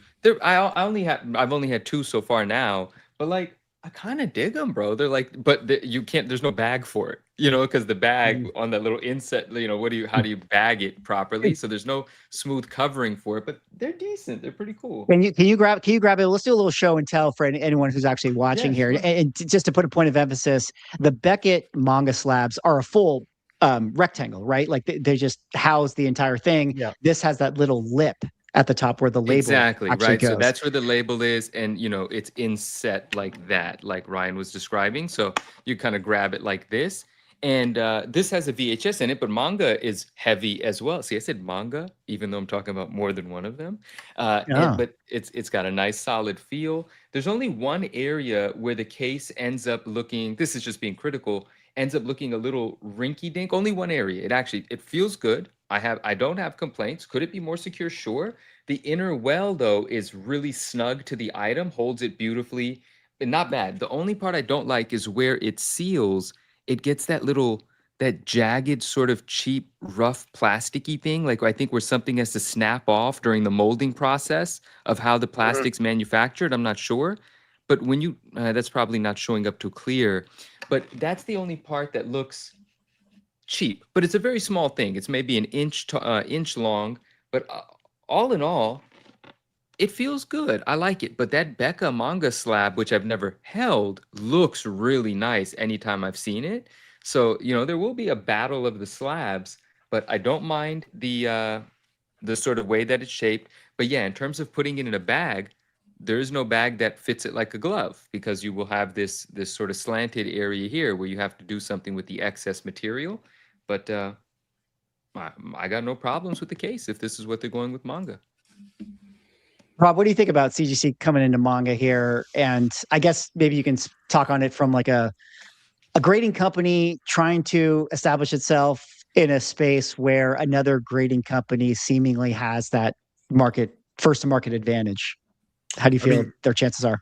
You could kind of flip the script on it's basically like PSA coming in the comic books. Maybe it's a little different just because CGC has more name value in the, you know, grading stacks of paper and putting them inside a case side of it. But I do think it'll be tough to crack into that. I'm curious to see. I mean, Beckett isn't nearly as established though. I mean, they're much smaller numbers in terms of total, but in manga they are, and they're still a well-known brand property in collectible space in general. I'm kind of curious to see what the future will hold for that, like what Collectors Universe ends up doing with manga and Beckett and how they want to treat that in the long term, because I feel like it kind of caught them out of nowhere. Like this kind of hit right at the same time that they acquired Beckett, and we know what they did with CBCS, so it's just kind of curious to see, like, I would love to know like their thoughts on it, because it did kind of hit like I doubt like, when you think they're going to try to Beckett, put it under the PSA name. I don't know. I just, when they acquired Beckett, I can't imagine that they were like, oh yeah, that manga thing is going to be huge for us, and now all of a sudden it's kind of huge for them. So I wonder if they're kind of like, oh man, we need to like hire people for this because I'm sure they're backlogged. I don't know what the turnaround times are for grading manga, but I'm sure it's not fast. Yeah. I don't know what kind of volume they're seeing through their doors, but I have to imagine that it's definitely one of the best assets right now for Beckett. Sure. I don't know if it's actually something that they're generating a lot of revenue with, but I'm sure they saw that spike after, we had all those conversations about the graded manga and the explosion of prices and all that stuff. Yeah. I'm sure there was an influx of inventory that they got, which, funny enough, as CGC comes into the space, I sort of wonder if has everyone kind of shot their shot? Like anyone who wanted to really grade something in the wake of like the excitement of manga, already sent it into Beckett. So now it's sort of like who's sitting on stuff that's like, oh, I can't wait to send my thing into CGC. I don't know if there's an audience there. I think the other thing that'll be interesting. Sorry, I think the other thing that'll be interesting is how they're graded, because we don't really this is one of those areas where comics had a very established grading kind of structure that even though you could have a little difference between them, people know. Cards have a pretty established grading structure, but manga, it was really just Beckett grading them. And so is CGC, are they going to grade it the same way that Beckett does? Are they going to do their own thing? I mean, we have no idea. And so it could be interesting to see how maybe crossovers end up working. If they end up getting similar grades or they get very different grades going between the companies. Absolutely. I will add, I was at San Diego. I was able to speak with Matt Nelson and talk to him about it. The one thing that I think is really, really good is that, he was saying they're coming out, they're excited about this opportunity. They are hopeful that it can be a huge vertical for them, but they are also, tempered in their expectations of maybe this is just going to be a thing that's kind of a service, and people are just going to use it for those who use it, kind of like graded VHS. I mean, I'm not sure that graded VHS is the thing that they think is going to be the big money maker, but it's sort of well, we're a grading company. We got to grade things. So we just had to open up this arm no matter what. But what he did say to me as well is they're looking for the right partnerships. They're trying to really understand the culture. They know that there's an allergy to, graded collectibles, especially in Japan, especially, with the, manga collectors. And so for them, they're thinking, okay, well, who are the right people that we need to talk to? How do we roll this out to where it's a value add to the people that are interested in this? And who are the right people that we need to partner with? I'll be a little obtuse and I'll talk around it. I'll just put it like this, he did say to me that he's I know, Swag, you have a lot of friends of the Ungraded Truth, and we were thinking of doing some stuff with friends of the Ungraded Truth, but then some people in the building were like, oh, I don't know if you should be talking to those friends, so that's their approach, or that's their mindset of how they want to approach their manga. And so maybe if that's their thought, that'll be good for them. I don't know, maybe that's the wrong way to go. I mean, to me, I think the biggest thing is that VHS, I don't really expect to explode. Pulps, I don't expect to explode, that kind of thing. But the markets that have potential in the future, like graded video games, like graded manga, you want to at least have a foothold in there so that if that does take off, if there is this massive increase in interest, that you actually have something that can handle it instead of having to wait multiple years to build that out. So I think that's probably the most important reason to have it, is just so that you're prepared. Because I mean, it is taking off some now, but we still don't know really what the market is for it in terms of people buying it outside of Logan Paul and, Chat wants to know, why does Ryan hate VHS? Is Chris in the chat or something? No, that's me asking. I just said, you forget to rewind your videos before you took them back to the store or something. I grew up with VHS, but for whatever reason, VHS has just collecting sealed VHS has never appealed to me. Sealed video games does. I mean, I also grew up with video games. I think sealed video games are very cool, but VHS it never just was something that I felt like, this is a thing I want to collect and have on the wall or whatever else. I see another bet coming. VHS is meant to be watched. It's meant to be rewound. Yeah, exactly. It's meant to be rewound. I love that. Whoever the people are that have the VHS podcast are going to clip that out. They're going to come at you. Oh yeah. Listen. The ungraded truth. We rub what is it called? Ruffle feathers occasionally with our takes. To everybody out there. Just real quick, and we'll move on. But on this VHS, real quick, fun thing. I've never had a graded open VHS. I've only just had 2 sealed ones recently. But I didn't know this, and people that deal in this probably knew this already. When you have an open one, like a complete in box, and maybe video games are done the same way. I still don't have a graded video game. They grade the box and they grade the tape itself, and then you get an average of the 2 grades or something. I didn't know that. So like when you look at the label, I definitely don't know the in and outs of grading. Yeah, but I thought that was interesting because so that's cool. They grade the VHS itself within the box, and they grade the box for an open one. And then I guess that's also true of video games. It's also how they do video games. So there as well. You go. I thought that's pretty interesting. A little nuance there. I mean, just like a comic book, you grade it on the inside and the outside. It's just not 2 separate grades. Exactly. Unless it's a double cover. On a double cover, you get graded on the multiple covers, and the highest of the 2, I think, is what gets represented in the large number on the corner. I think. Unless there's something else holding it back, like brittle pages or whatever. There you go. Okay. I see. But also, let's be honest, that when they grade modern comic books, they ain't counting those pages. They ain't looking at those pages, man. Come on, all those 181s man. that got cracked out that didn't have a value stamp, and someone got screwed later going for a bump. Come on. You think they're counting absolute Batman 1 pages? Oh, and moderns? Oh, no. Of course not. They're not even opening the thing. They're grading it in 30 seconds. Get out of here. Exactly, well, especially not the ones that are going straight in. I think they're just, I mean, we saw that one grading example video where they're just kind of like stacked up next to each other to compare flaws, that kind of stuff. Bro, as my friend always says to me, the graders over there, they just want to go to lunch. I mean, when they get like a fat stack in front of them of like the same modern, random, whatever, like weekly Spider-Man book, you think they're flipping through all those pages, man? Come on, I wouldn't do it. I forgive them for not flipping through them. Yeah. Now, a couple of other little things. Derek teed me up with this one here. He said, okay, enough about collectibles. What's the latest on Slider Gates? Now, if you guys happen to watch some of my videos at San Diego Comic-Con, the most important things I reported on was the slider quality of the parties that I went to. Now, I went to a PSA party on Thursday. Had a lot of fun, lots of great people, free drinks. They were trying to buy my curry favor with the ungraded truth. They were like, hey, we got to get swag over to the PSA party. He can be bought with sliders. And I went to his show, or I went to the party, and it was really tasty. Okay, they had charcuterie boards. The sliders were plentiful. It was all good. And then the next day, CGC had a party. And, like a double agent, I decided to also go over there and see, which grading company I want to shill for most. And it came down to how the sliders were going to taste. And like I said in my video, it's not the quality of the sliders that was the issue at the CGC party. It was the abundance of them. Because when I showed up, there was only like a small little plate left of sliders.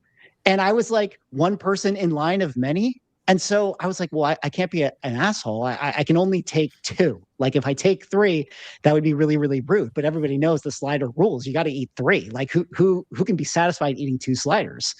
And so ultimately, PSA has better sliders. And now I'm going to send all my graded books to PSA. So we are now sponsored by PSA. We are now sponsored.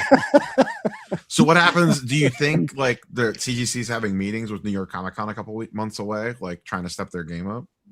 I think that they absolutely should, because I think that they're thinking to themselves, we got to get swag back on our side here. Now, what if like, is there any other food that you rate them on, or is it just like, do you have like chicken fingers or French fries? I think sliders are the easiest because everybody has them at those parties. Everybody has them, but here's the thing. Like, I mean, they won't even want to open up that can of worms because the food was better at the PSA party, top to bottom. It just, listen, trading cards makes more money. I think that, they got the trading card budget for their PSA party. Did you see the line? Did you see the line? Look, they're not even doing value tier anymore. You guys want to wonder where your money is going for high value? It's going to pay for my slider. It's the Kobe beef in the slider. Oh god. I am curious, since we're talking about San Diego Comic-Con and CGC, do they do on-site grading at San Diego Comic-Con or no? So no, they do not do on-site grading at San Diego Comic-Con, and I don't think they typically do. I wonder if that has to do with the fact that probably maybe East Coast, West Coast.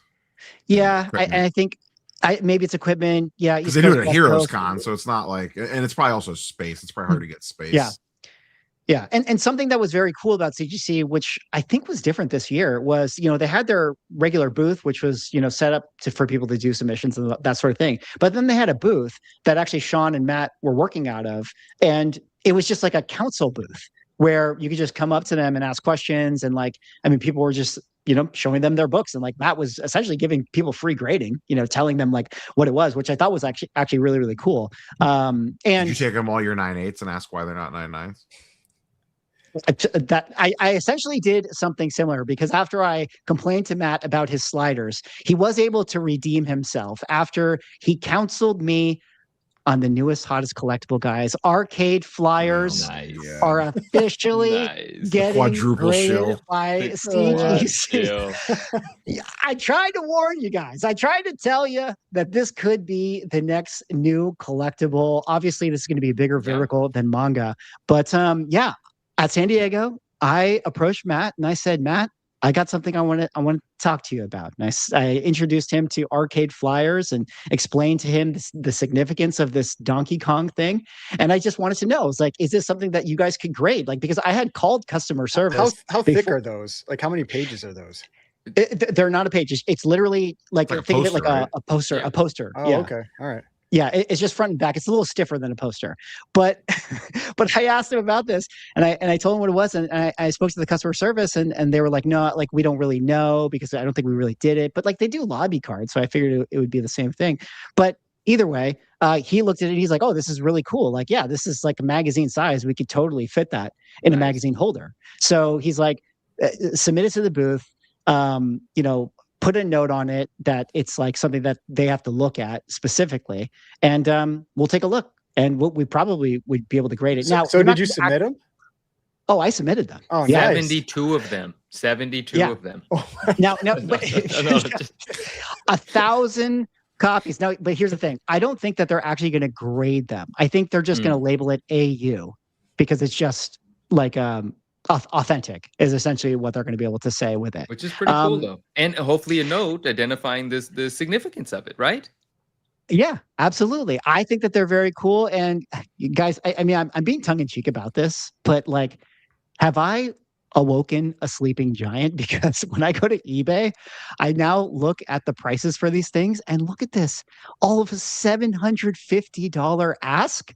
What is this? It's because you already got all yours, I know, but this guy that says Fungus listed by Swagglehouse. What is this? Yeah, Fungus. Wait, and he was bidding on it too. Wait, what's going on here? Yeah. Don't look at my bid history. But I think I've probably made this user probably $2,000. I don't know, in the last couple days here. Look at this: 540, 500, 450, 250, 250. These are for the non. And by user, he means so Fungus Among Us is the next sponsor for the Ungraded Truth. He better be. Send us a super chat.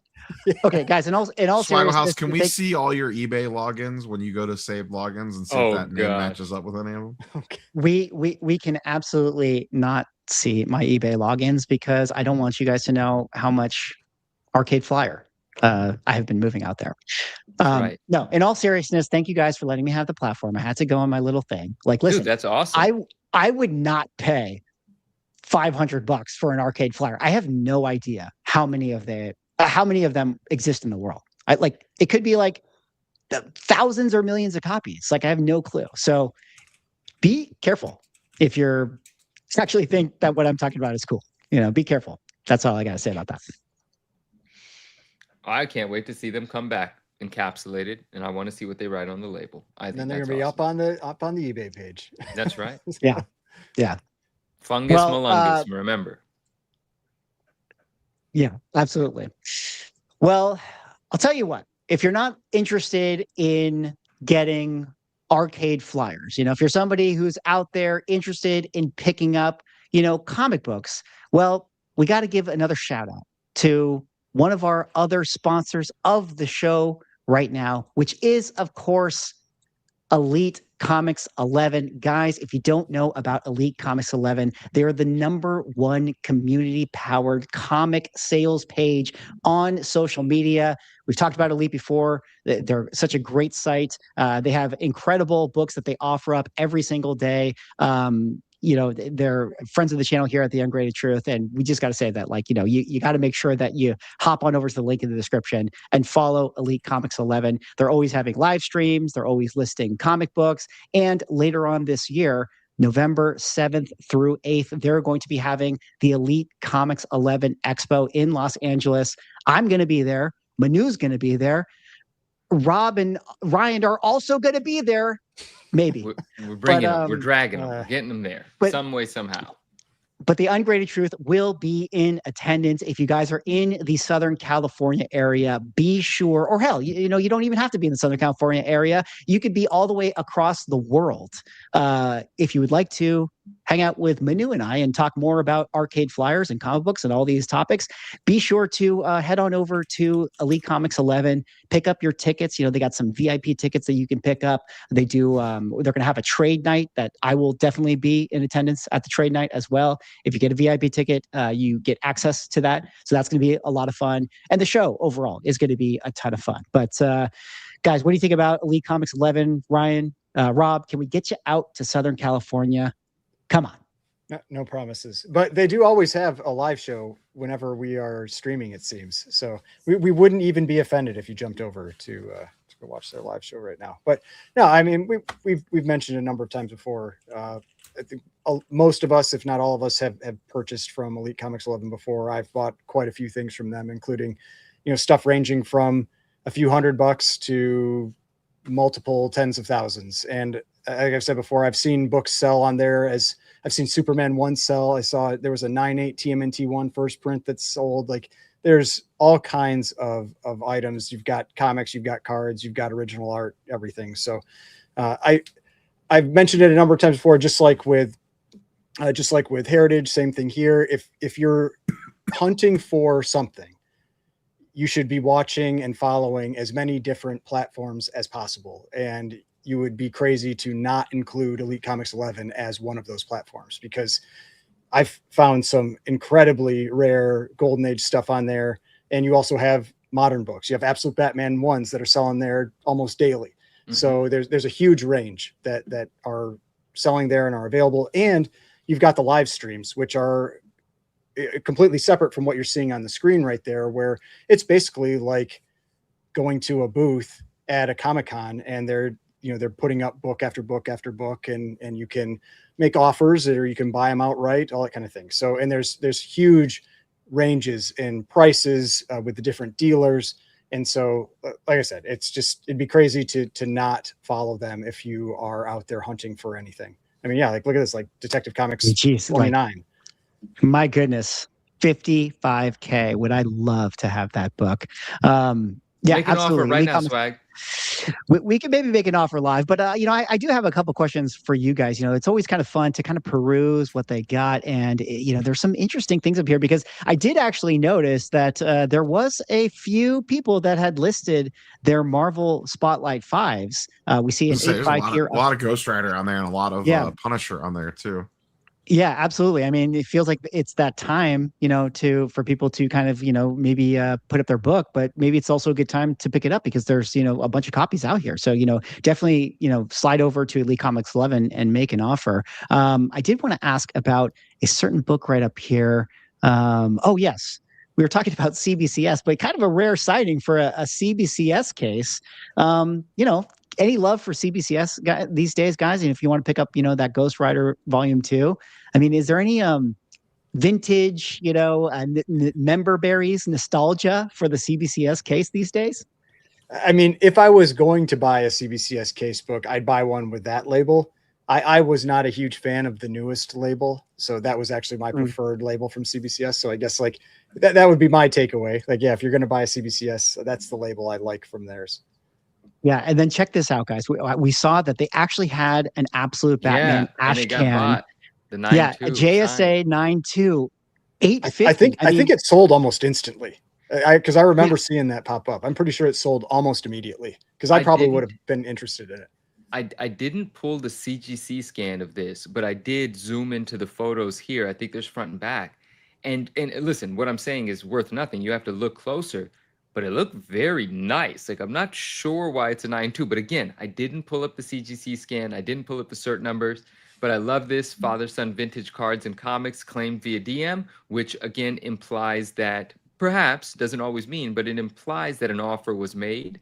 So you can always make offers on these, but this was cool. This is a sick pickup, but I wonder if it's going to crack out and be resubmitted for a higher grade. I couldn't initially see what made it a 9.2, but again, I didn't dig deep enough, but I did notice this. Yes, especially since it is a JSA, because that's one of those things where if it's a witness sig, you have to lose be, you either lose it or you have to have, well, you have to have CGC press it. Correct. I would rather not. So, but if it's a JSA, you can have someone else press it. Correct. That's a great. Scroll down a little bit. Sure. There was something interesting that I saw that I don't think we've talked about before. Keep going. It was posted 4 days ago. I don't remember where. Right there, the buy list. Oh, the buy list. It's interesting that they do this. That they have buyers ready to buy these books right now, and like if you have something, it's worth checking that out. If you have something that you're looking to potentially get out of or need cash, that they post basically like essentially like a bounty board. That they have buyers ready to buy these right now. Actually, yeah, definitely something to take advantage of. If you're somebody who, like Rob said, you have comics that are ready to go, take a look. I mean, definitely they can broker that sort of deal. They got a bunch of ASMs here, Avengers, Batmans.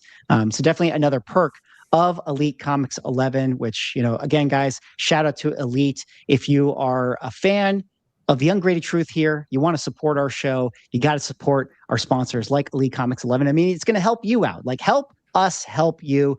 Go give them a follow. Link in the description. Be sure to check them out. And, I did mention that I was at San Diego Comic-Con, and I have a very special,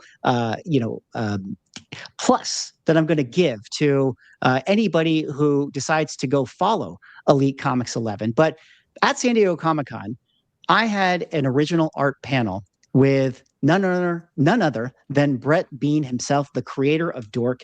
And I got the first print of Dork right here, and I got it signed by Brett Bean himself. This was my, one pickup at San Diego Comic-Con. And if you guys don't believe me, there it is, me getting the book officially signed. And so the Ungraded Truth is going to offer a special giveaway. If you are somebody who goes over to Elite Comics 11, you go give them a follow, and you claim any book, and you say you came over from the Ungraded Truth, or you heard about Elite Comics 11 from the Ungraded Truth, Ali, who runs Elite over there, is going to let me know, and we will also send you this signed Dork first print #1 by Brett Bean. So you're going to get like a rebate, essentially like a rebate, kind of like Heritage. You're getting a rebate here with a cool book. So claim anything, say you're from the Ungraded Truth, and you get that added giveaway as well. So yeah, definitely take advantage of that. If you feel like it. Can we win that giveaway? Absolutely not. Absolutely. Is something going to sell right now while we're watching? Is because it's got to be the first person to claim something, right? So like quicker. It's the first person. The first person that claims something, mentions the Ungraded Truth, Ali will let us know, and you can get this signed book. I mean, sweet. I don't know what it's going for. It's probably worth more than the amount of money that Manu is going to lose at the end of the year. Yeah, that's true. Yeah, that is true. I mean, we're giving them away for free now, so there's no way I'm going to win the bet.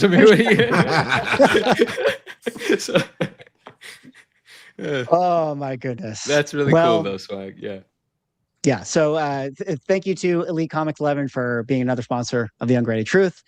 Now let us get into our next topic, and Manu, we're going to need you for this one. Okay, this is going to be this is going to be a big one. Comic collectors were big mad after this sale, but we got to talk about it now. If you'll allow me, I need to set it up ever so slightly. I was at San Diego Comic-Con, and one of the cool things at San Diego is that I actually got to see an AF-15 in a PSA slab. This was in attendance at the PSA party. This specific comic book belongs to a special friend of ours, I think we could say, friend of the channel, who owns this thing. And that same friend is soon going to be having an auction where he's putting up some crazy Marvel trading cards. That AF-15 is going to be a part of it. I think the premier maybe trading card that you can elaborate on, Manu, here is this 2017 Flare Ultra, which is a 1-of-1 in a PSA 8. This thing's going up for sale. There's also, like I said, the PSA 7.0 of the AF-15. There's the 2013 Marvel Flare Retro in a PSA 7. I think I checked the comps for this recently, maybe like an $8,000, $9,000 card.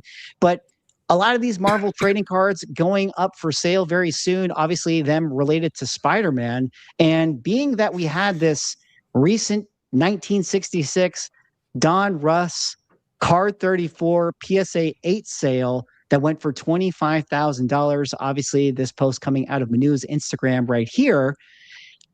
Marvel cards may be about to have a resurgence. Perhaps the Spider-Man Brand New Day hype is not going to the comic books. Perhaps it's going to the Marvel trading cards. But Manu, I'm going to kick it over to you. Why don't you take us away on this particular sale and let us know what happened? All right. We've got some things to talk about. So Swag, we're no stranger to talking about this set. We love this set. I deal in this set, so on and so forth. And it's been on fire for the greater part of 8 or 9 months right now. And we've seen some ups and downs in some of the spiking values, but everything has been way more expensive than it was a year ago. This card 34, is said to be, most collectors of this set recognize this and are happy recognizing this card as the Spider-Man rookie card. We'll talk more about that later, but to put it simply, it's because in this set, each character has 11 cards. It's a 66 card set. Cards number 34 through 44 have Spider-Man on the front. This is card 34, which means it's the earliest one in the set that has Spidey, so they deem it the rookie, right? And there are arguments to be made that all are the rookies or that shouldn't matter. And I make the argument that card number 6 with Spidey on the back, that's my favorite. It doesn't matter. This is what the community overwhelmingly considers the rookie. It's the most expensive card out of the set. A PSA 8 did previously sell, and I know the buyer of the card, and he was very happy with his purchase, and he had an offer for way more than what he spent on it really soon to him buying it, and he denied that offer because he had conviction. So he bought this card, not the same cert, but a PSA 8, of which there are 32, for like $6,600. Anyway, 2 days ago, this one sold on eBay for $25,000. And it's a confirmed sale. You can go into TerraPeak, you can see that it was sold, and you can see that it is registered there as paid. I saw this and I very quickly thought, oh my gosh, this is amazing. I have to make a post. So I whipped up that Instagram post, which is, by the way, the reason there's an extra 0. Actually, no, the reason that there's 3 zeros at the end is because I wanted at a quick glance people to think it said 25 million. I wanted to game the algorithm. No, I wish I was that smart. I was actually just rushing and I accidentally put in that 3rd 0 and I used it on every single slide. But everyone knew that it was $25,000 because it is a period, not a comment. 2 people, one person playfully pointed it out, and one person pointed it out like sarcastically, and then Swag highlighted him on his channel because Swag wanted to take a jab at me too, apparently.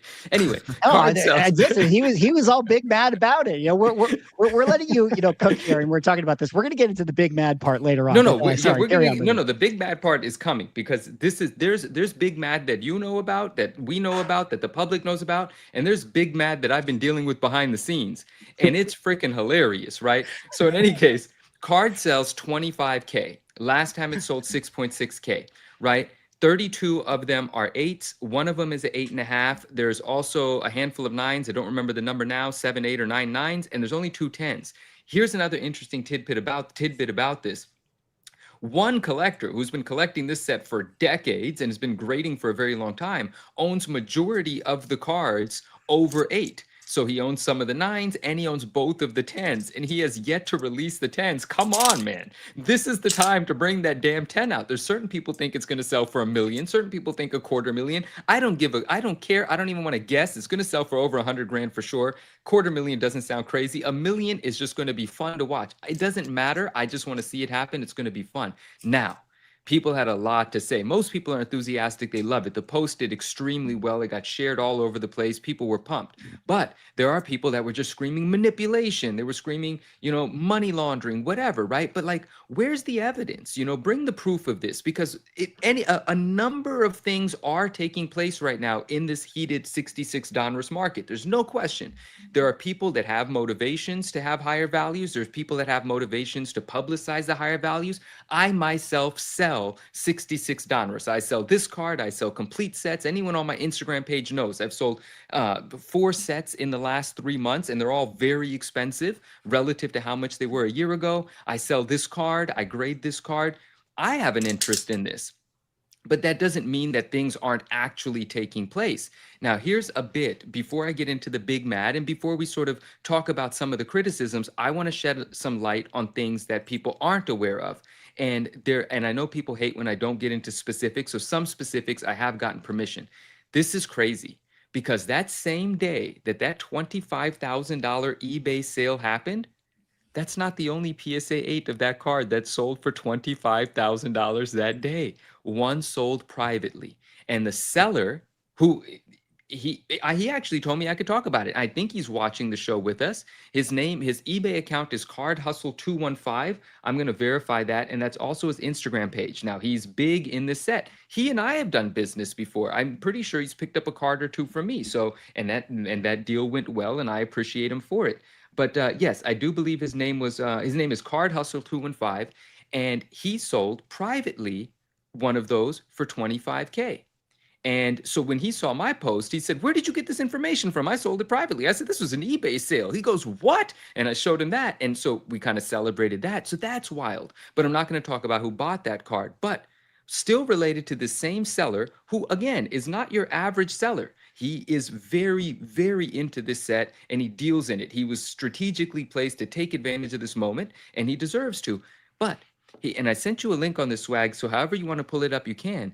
There was a complete PSA graded set on eBay not too long ago for $150,000, in which card 34 is also a PSA 8.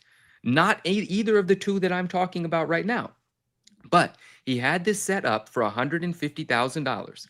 This set has now been sold privately for 6 figures. So below 150,000, but over 100,000. And this was about a week ago.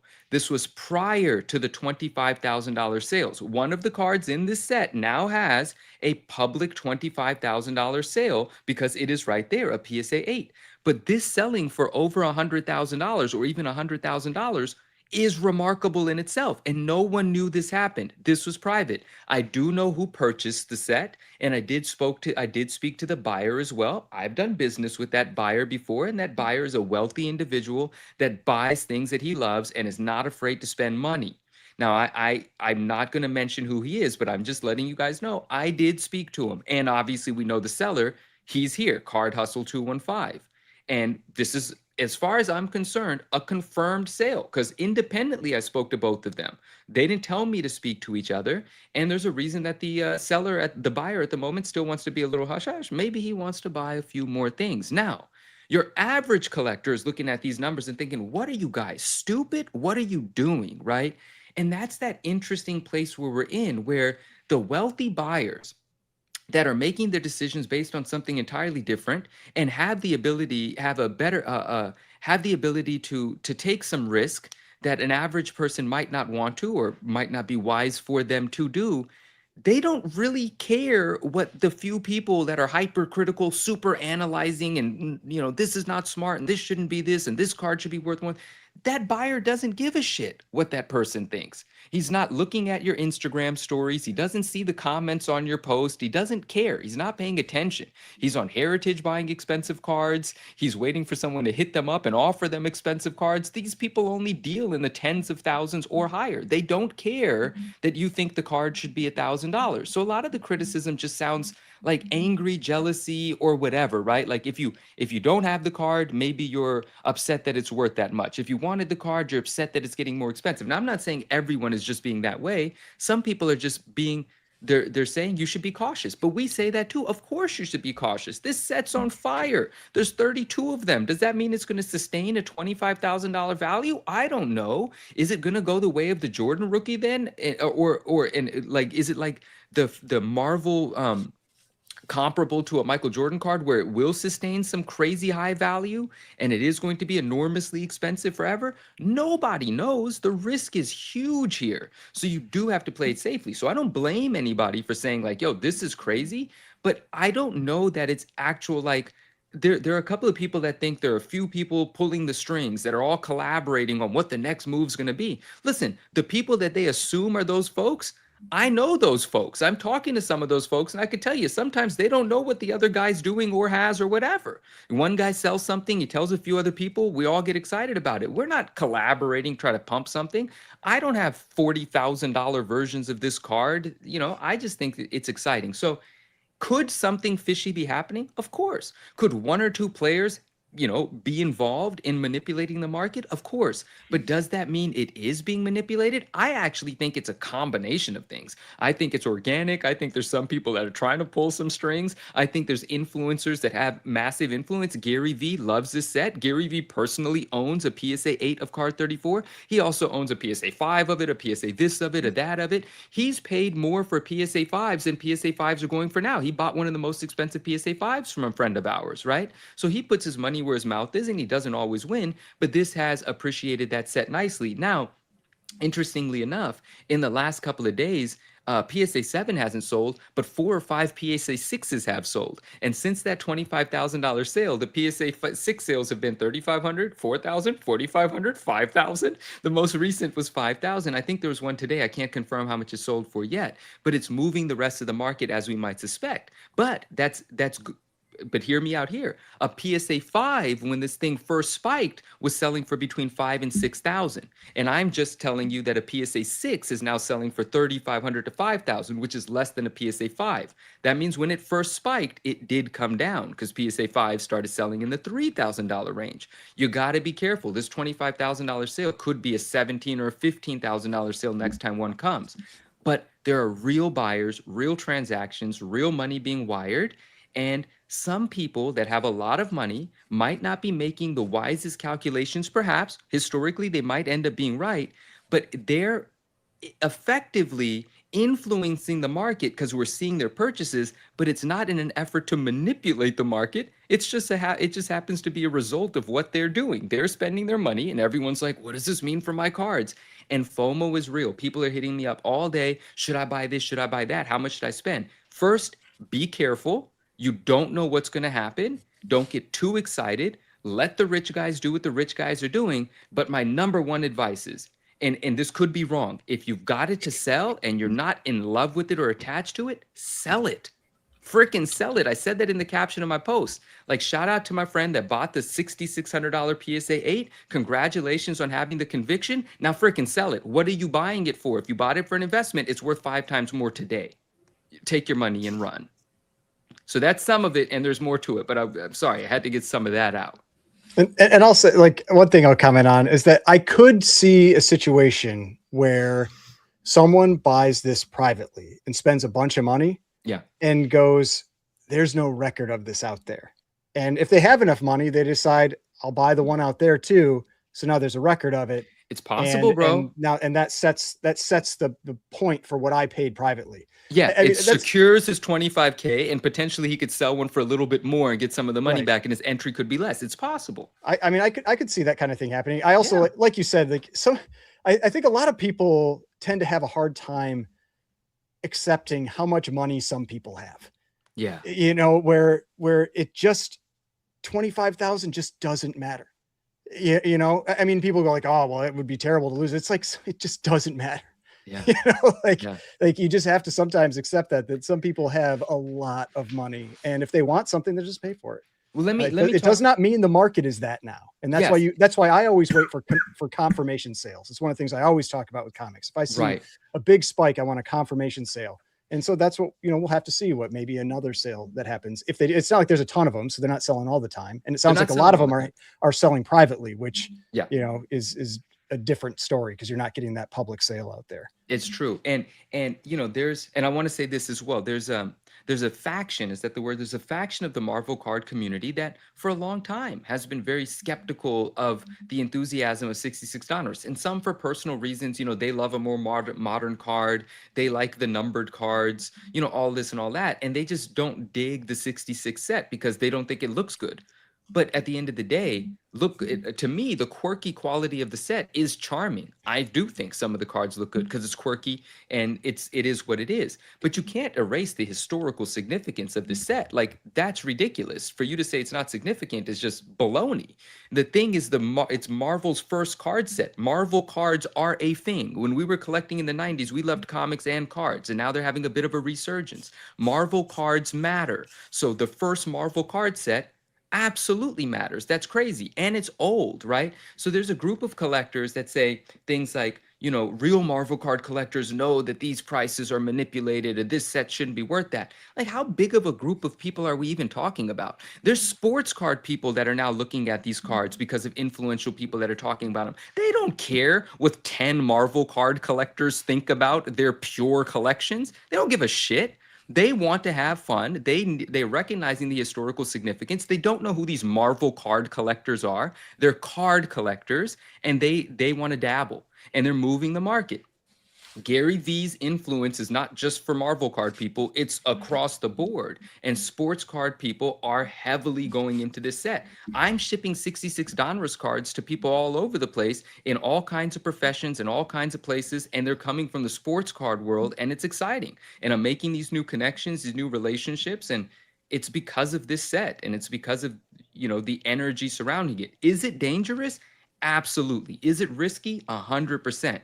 But like I said on the last slide of that post, the stage is now set for something huge. And I'm even giving not a bone. I'm also talking about the fact that there's possible manipulation. When I intentionally use the words, the stage is now set, read into that. That could be a fabrication of the stage being set. You know, this is theatrics to a certain extent, but it may or may not be. Some people are actually just moving off of their passion. But the thing is, the stage is set, regardless of who set it and for what reason. If that 10 comes to market now, it's gonna be fucking crazy. I just beeped my own curse word out, but it's going to be crazy, you know, and who knows what that means for the rest of the cards. But the card 34 is not a rare card, okay? In high grade, it's an incredibly rare card. You can buy a 34 now again for $600, $700. 2 months ago, even the lowest quality torn in half, creased, not torn in half, but creased cards were about $1,500 to $2K. Those are back to the $700 range. But a year ago, those were $250, so it's still higher than that. You can own the card if you want, but getting it in a 9 or a 10 is what real investor types are trying to do, and those aren't even on the market yet. Okay, so but that's where I want to interject, because it's like, yeah, that's another Tuesday in the trading card world. Exactly. Right? Like, that's just another, but like going back to, you know, now we're kind of bringing the other guys about the big mad stuff. You know, I did my video that was just covering the sale, and I just thought that the interesting part of it was just how upset some people get over it. And, you know, a lot of the conversation being like, why would anyone pay this much if they had 25K? Well, they could buy a 2.0 AF-15 or a 3.0 or whatever the current, you know, prices are for this thing. Yeah. But it's like, I don't understand why people don't understand. Like, they don't care. They want a trading card. Like, they want both. They don't care. Yeah. Or they want both or whatever it is. Yeah. It's one of the funny things, though. It's one of the funny things because it's the same people that think this stuff shouldn't be about money, but then at the same time, they get mad at you when you spend your money, you know, but it's because you don't spend it the way they would spend it. It's always the same gatekeeper stuff. It's like you collect it the way I collect it, or you're collecting wrong. Yeah. And that's that, you know, but you know, it is what it is. Right. And they, okay, but back to this card set, and back to this card, and back to the idea of like, why not buy an AF-15? The person spending $25,000 on this card, like you said, Swag, is not making a $25,000 decision. They're going to buy the $250,000 AF-15. They're going to buy the 8.0 AF-15. You know, not the cost equivalent of this card. They're operating on a different level. And So regardless, 66 Donruss, awesome. But now I want to take a second. Yes, this is it. Was this supposed to be a Manew's minute? Because I don't know. But in any case, I thought Manew's 10 minutes. Whatever it is, right? Blue Chew is working real well. There you go. So this you might need to see a doctor. and that's hella funny. And I'm going to talk about this comment that's been left here in a second too. MPAX, I'll be right there with that. So obviously 34 is recognized as the rookie.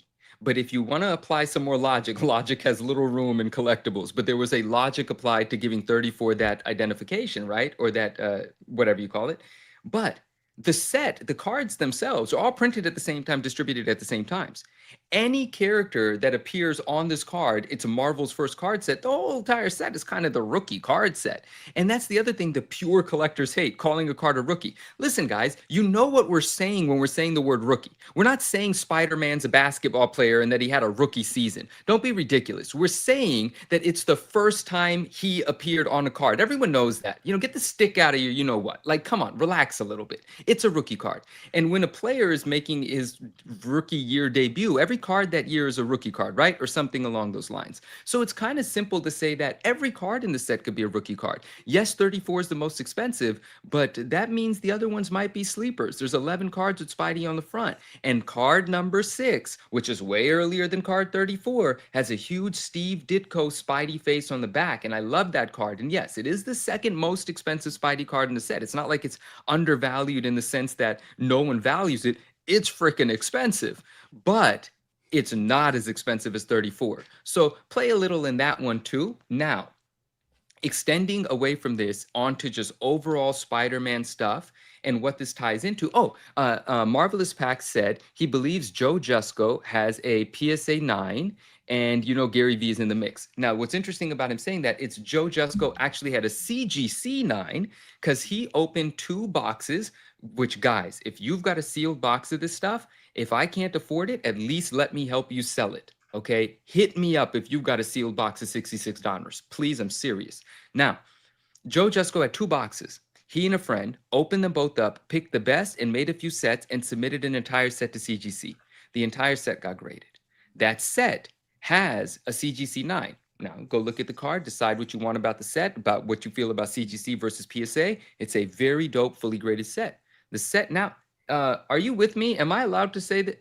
I don't remember if I have. Anyway, it is on that golden auction right now. It's available. And the timing's phenomenal because this $25,000 sale absolutely is going to have an effect on what that CGC graded one does. And now sounds like we know who bought the $25,000. Well, no, yeah, right. That'd be very interesting. No, I can say with confidence the owner of this set did not buy that set. But let's talk about this auction real quick. So our friend Justin, Spidey Hits, that we mentioned, shout out Justin, you know, big Spider-Man collector. And you mentioned that AF-15 at the PSA party, that belongs to Spidey Hits. That belongs to Justin. He submitted that and he just got that 7.0.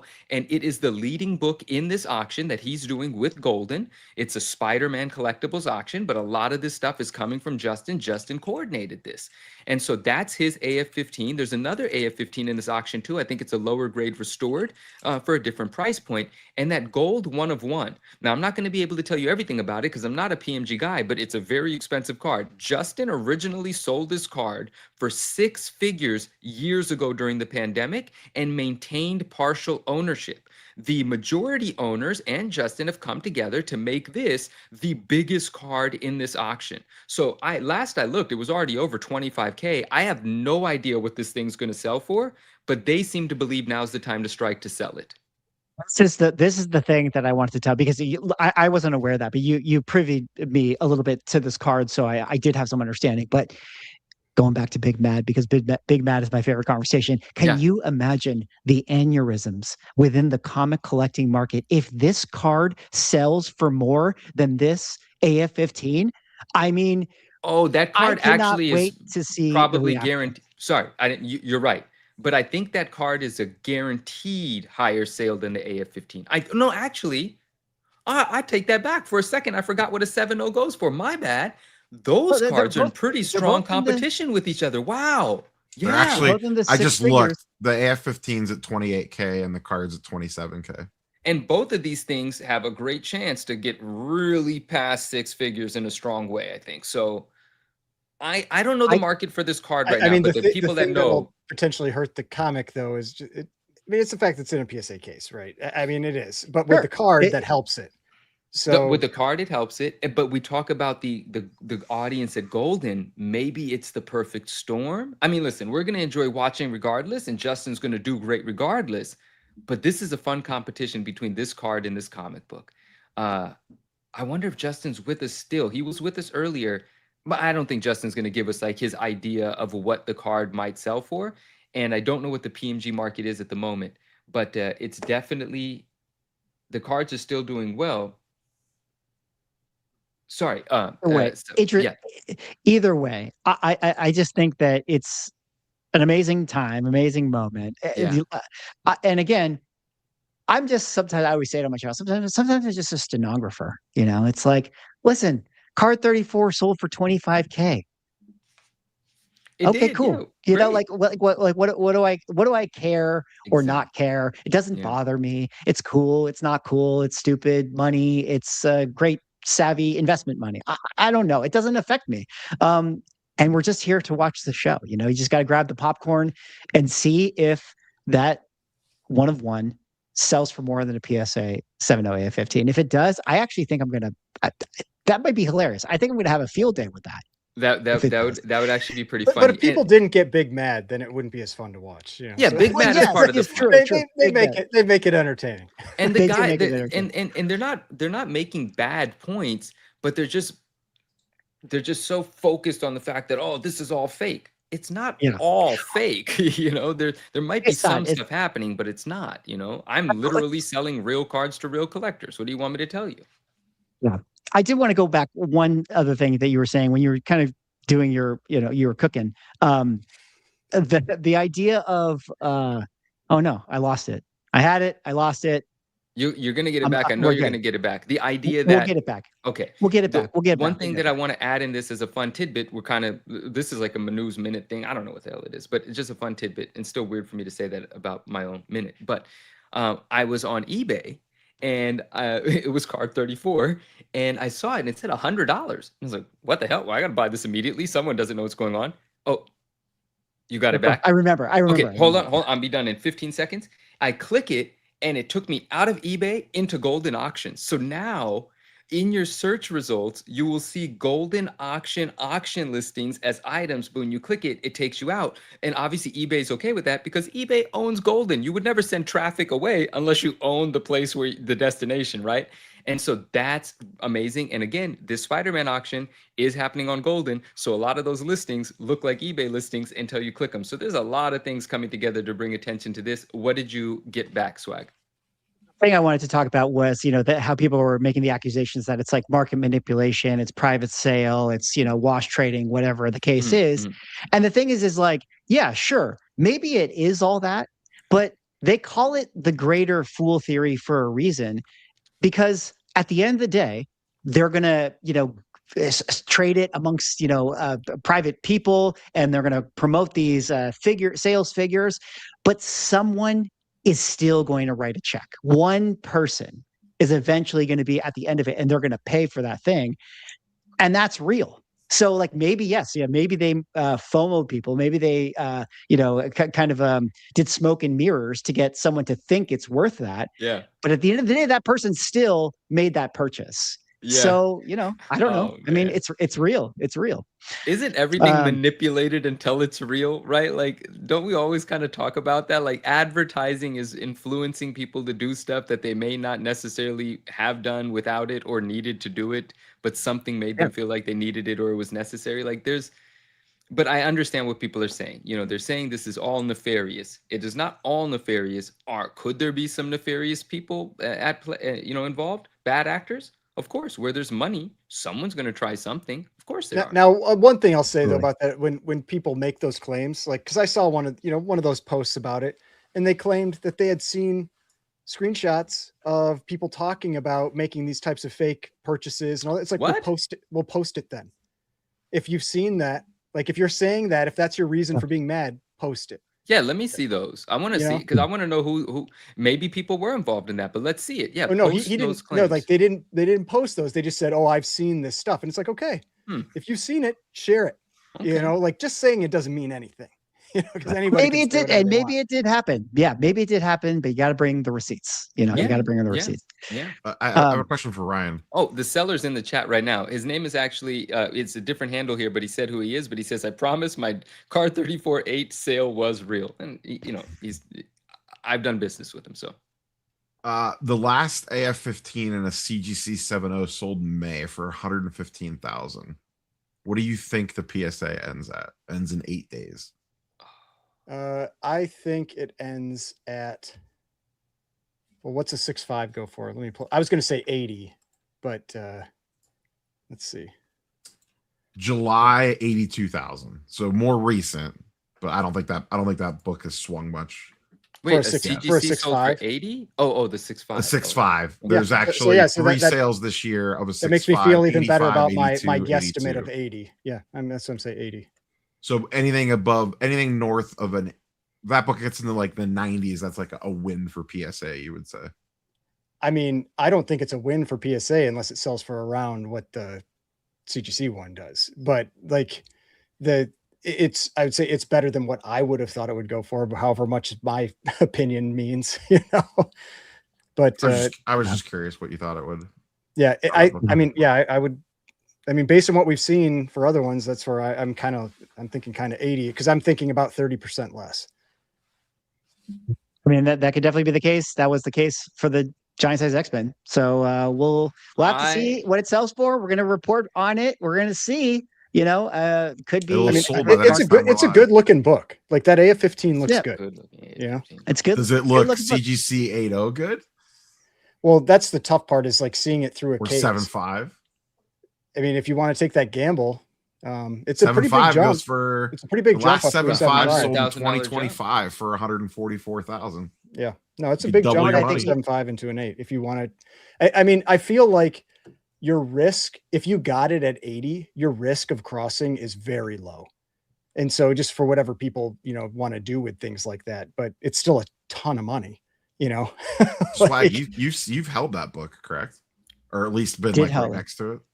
Held it in my hands.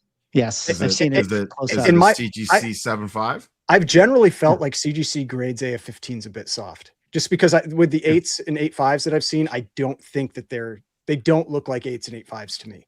And so I just think that book feels like it gets graded a little soft, which could benefit you potentially. I think so. Like look at the case, no, I don't think it would hit an 8. Looking at the case, looking at the book firsthand in person, not knowing what it looks like on the inside and all those things. And again, I'm not a pro grader, but to me, I look at it, I'm like, oh yeah, like this would get a 7.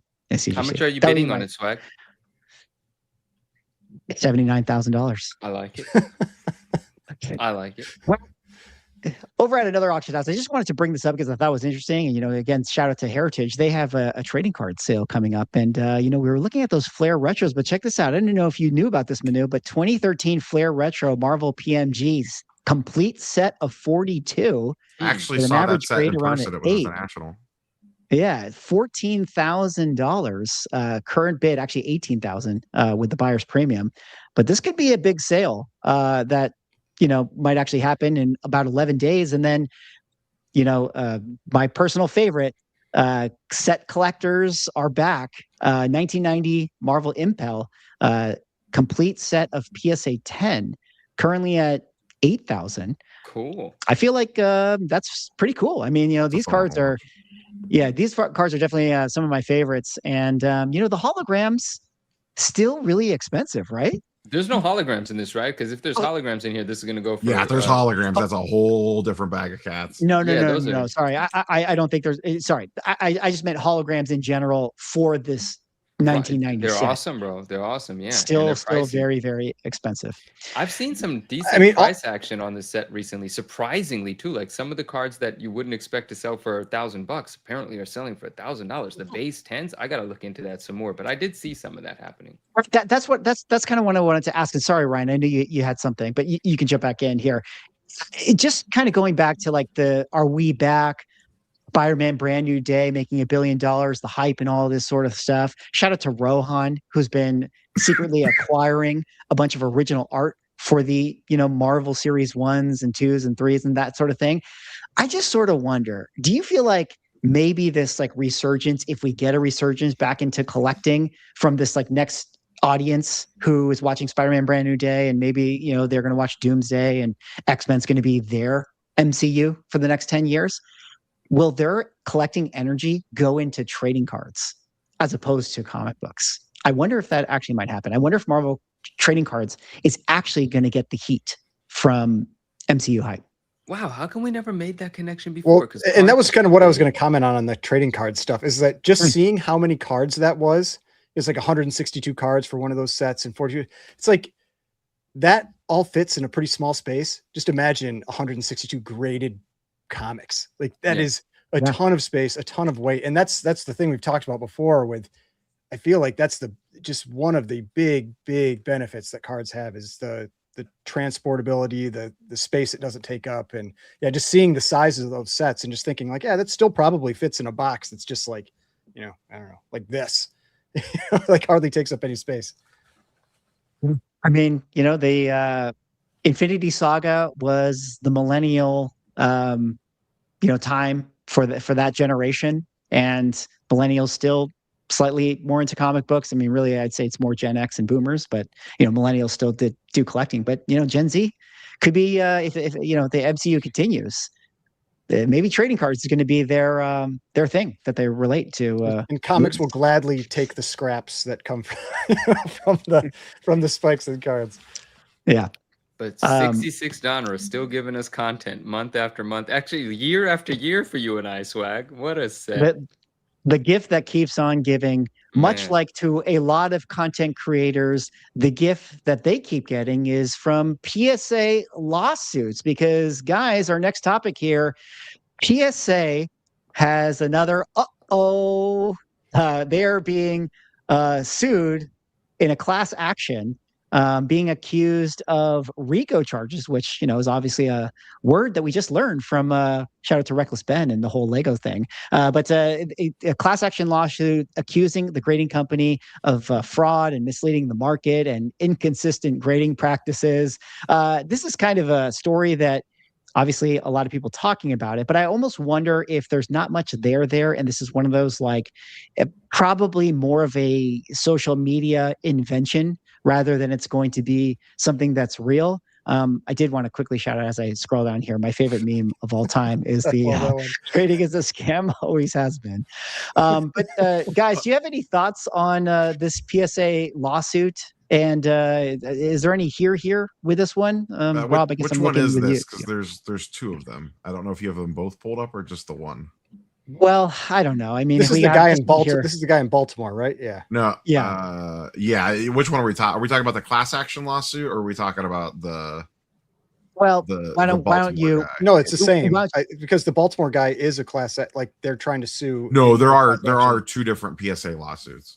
Oh my God. How about this? Why don't you just pick the one that you think is more fun to talk about, and let's run with that. I mean, my thing was like the one I saw with the Baltimore guy. It's like when I read it, it felt like you were reading the complaints that you see on Reddit boards and Facebook pages, where it's just like, it's basically the grading is a scam people in lawsuit form. And I was honestly like, my comment was, I hope the law firm that took this, it got like paid up front, because I mean, I feel like this could be a whole lot of nothing. Yeah. So there's a RICO one, that's this one, and then there is a class action one, that's a separate one. The class action one is based around that PSA is built on a fraud because the T206 Wagner that they have graded is trimmed. And then the RICO one is the guy got mad because they wouldn't cross his cards over to the grades that he wanted. That's the one that Ryan's talking about. These both were timed to drop during the national, it seems like, which actually I had a conversation with someone about this at the show. It's probably actually the worst time to do this, because all the content and media people are focused on national coverage and not desperate for PSA clickbait. So it kind of got, I mean, they got a ton of traction on social because PSA stuff always does, but it really didn't get as much traction as it probably would have if they would have just dropped this any other week that wasn't the national. Yeah, see the Baltimore one, like I just went and checked the article because I thought I had seen class action that it says a Baltimore man is taking one of the country's leading trading card graders to court seeking a class action lawsuit alleging federal RICO violations. So I mean that maybe they're both. They could both be class action, but there are two different suits. One's based off the Wagner, and one is based off this guy being mad that they wouldn't cross his cards over. Yeah, they both dropped within a day of each other. Okay, yeah, I hadn't heard of the Wagner one. I only knew about this one. That one actually came out first. This one came out second. They dropped. I thought you said, I don't know nothing about them. Yeah, it's just one of those. Isn't this like one of those like you said, Ryan? It's really the charges are grading is a scam, and it's like not consistent, and that's kind of that seemed like the big complaint. Yeah, it's the inconsistency in grading, which I mean. We all know, right? So we could sue people for things we all know, like exactly, like we all know. I mean, maybe that's what it is. But like, is it how we had that whole thing with Reholdergate where we found out that CGC's guarantees actually not that their grading is accurate, it's and that was that the it's whole authentic. Thing. Yeah. But then was it PSA's language that they actually guarantee their grade? Is that PSA something that they have, or am I making PSA that does, up? and they'll buy it back. That's the thing with the Wagner. They've actually tried to buy that card back, and PSA wanted to get their hand. I don't know the full details on this, but the long and the short of it is that PSA wanted to get that Wagner back. And is this the one that just sold? Like no, this is forever ago. This is it's cert 0000001. It's like one of the first cards it's not the first card they ever graded. It's one of the first cards they ever graded. They tried to get it back from the owner to either buy it back from him or look at it again or something, and the guy refused to sell it back to him. And now the speculation in the hobby, and this card's been around for decades, the speculation in the hobby is that it's actually worth way more because of the hoopla around it, like because of the story and the narrative and kind of what that card means and the history behind it. It actually adds a lot of value to that card. Even if it is actually trimmed, it doesn't even matter. It would probably sell for even more because of the story. It's kind of like the Angry Girlfriend. Yeah, it's an infamous card now, right, in the hobby, so it gets a premium almost if it ever sold because of that. Yeah, I mean, it makes sense. I mean, do you think that there's really anything here? I mean, I don't know if you've chatted with Paul Lesko or anything. I didn't have a chance to. Well, Lesko was at the National too. I didn't actually. This is one of the first years I didn't run into him. Everyone's focus was so much on that, but my quick take look at the Twitter lawyers were like, Lesko was. I did see Lesko had a thread on the Baltimore guy. And he was just kind of like, this doesn't look like it's going to hold up for very long. I mean, if it did, it would be real crazy when it comes to grading across the board with everything. That would be a huge nightmare for every single grading company that exists, not just cards and comics and everything. The implication from Lesko is that this doesn't make it past, like it's going to get thrown out almost immediately. Like whatever the first thing they have to do, it's basically not going to survive that. He doesn't have a lot of hope in this moving forward. That's the vibe I got from he has a big Twitter thread on it. You could probably pull it up and find it, but yeah, that one didn't seem like it had a lot of legs to it. I don't know if he did a thread on the other one or not. I've been so knee deep in the National that I was in that bubble for 5. You know how it is when you go to San Diego, nothing else exists. Totally. I wonder, I guess, this is probably one of those cases where like the implication is so huge that, I feel like, it makes for great clickbait videos, but nothing's probably going to come of it. Yeah. And most judges or people would throw this out and be like, what is this? We can't, this is just like a ridiculous precedent that if you set this, it's sort of like, when we talk about, will it one day be that Topps trading cards are viewed as gambling, which sure, maybe you could make this technical argument, but it's like the implication is so huge for every trading card company or every company that makes trading cards. Yeah. Are they willing to destroy industries for it? Because that's what it would do. Yeah, essentially. So I don't know. Interesting story. Thought it would be kind of worth highlighting. I will say that it does kind of go into the the content creator pipeline media machine, where it's like, anytime there is a, juicy potential story like that, everybody gets salivating, and I guess we're not innocent of that because, hey, we're talking about it right now.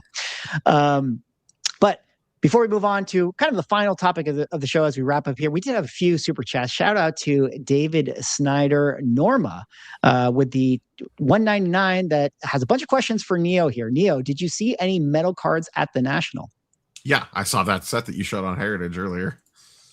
And there were some scattered around in cases, but so was Heritage there then? Oh yeah, Heritage has a huge display at the National every year. They had a bunch of crazy Star Wars stuff, like props, like Darth Maul's lightsaber from Phantom Menace is up for auction. I think nice. Was at the show. There was a bunch of other stuff.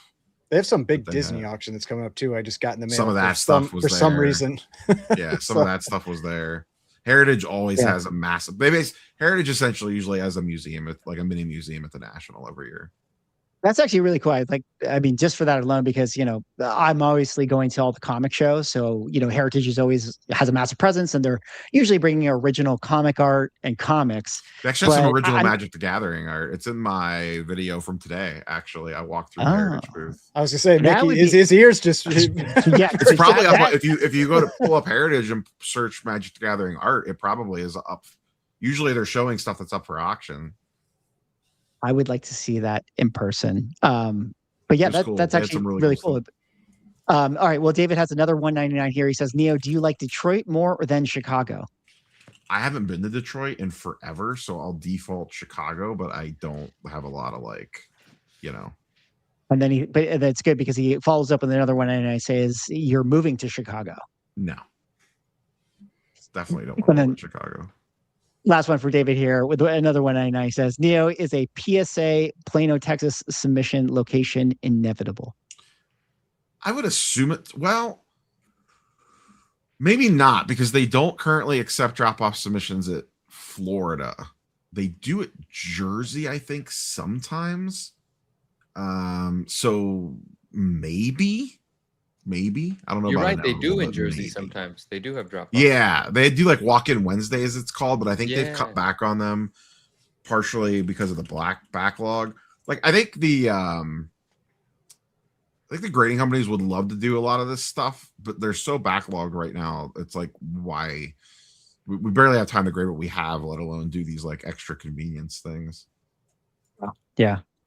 Are we at the live selling portion of the show? Is it auction time? It's time for us to sell stuff? No. Oh, my bad. Are we selling stuff? No, what do you got? What do you got for sale? Everything. Something? I need to sell everything. I need to make a bunch of money. I got plenty of stuff. Donruss. See, I do sell stuff too. No, I need to stop selling $66 for a while. Swag, sell something. I got a 9.6 Spawn VHS.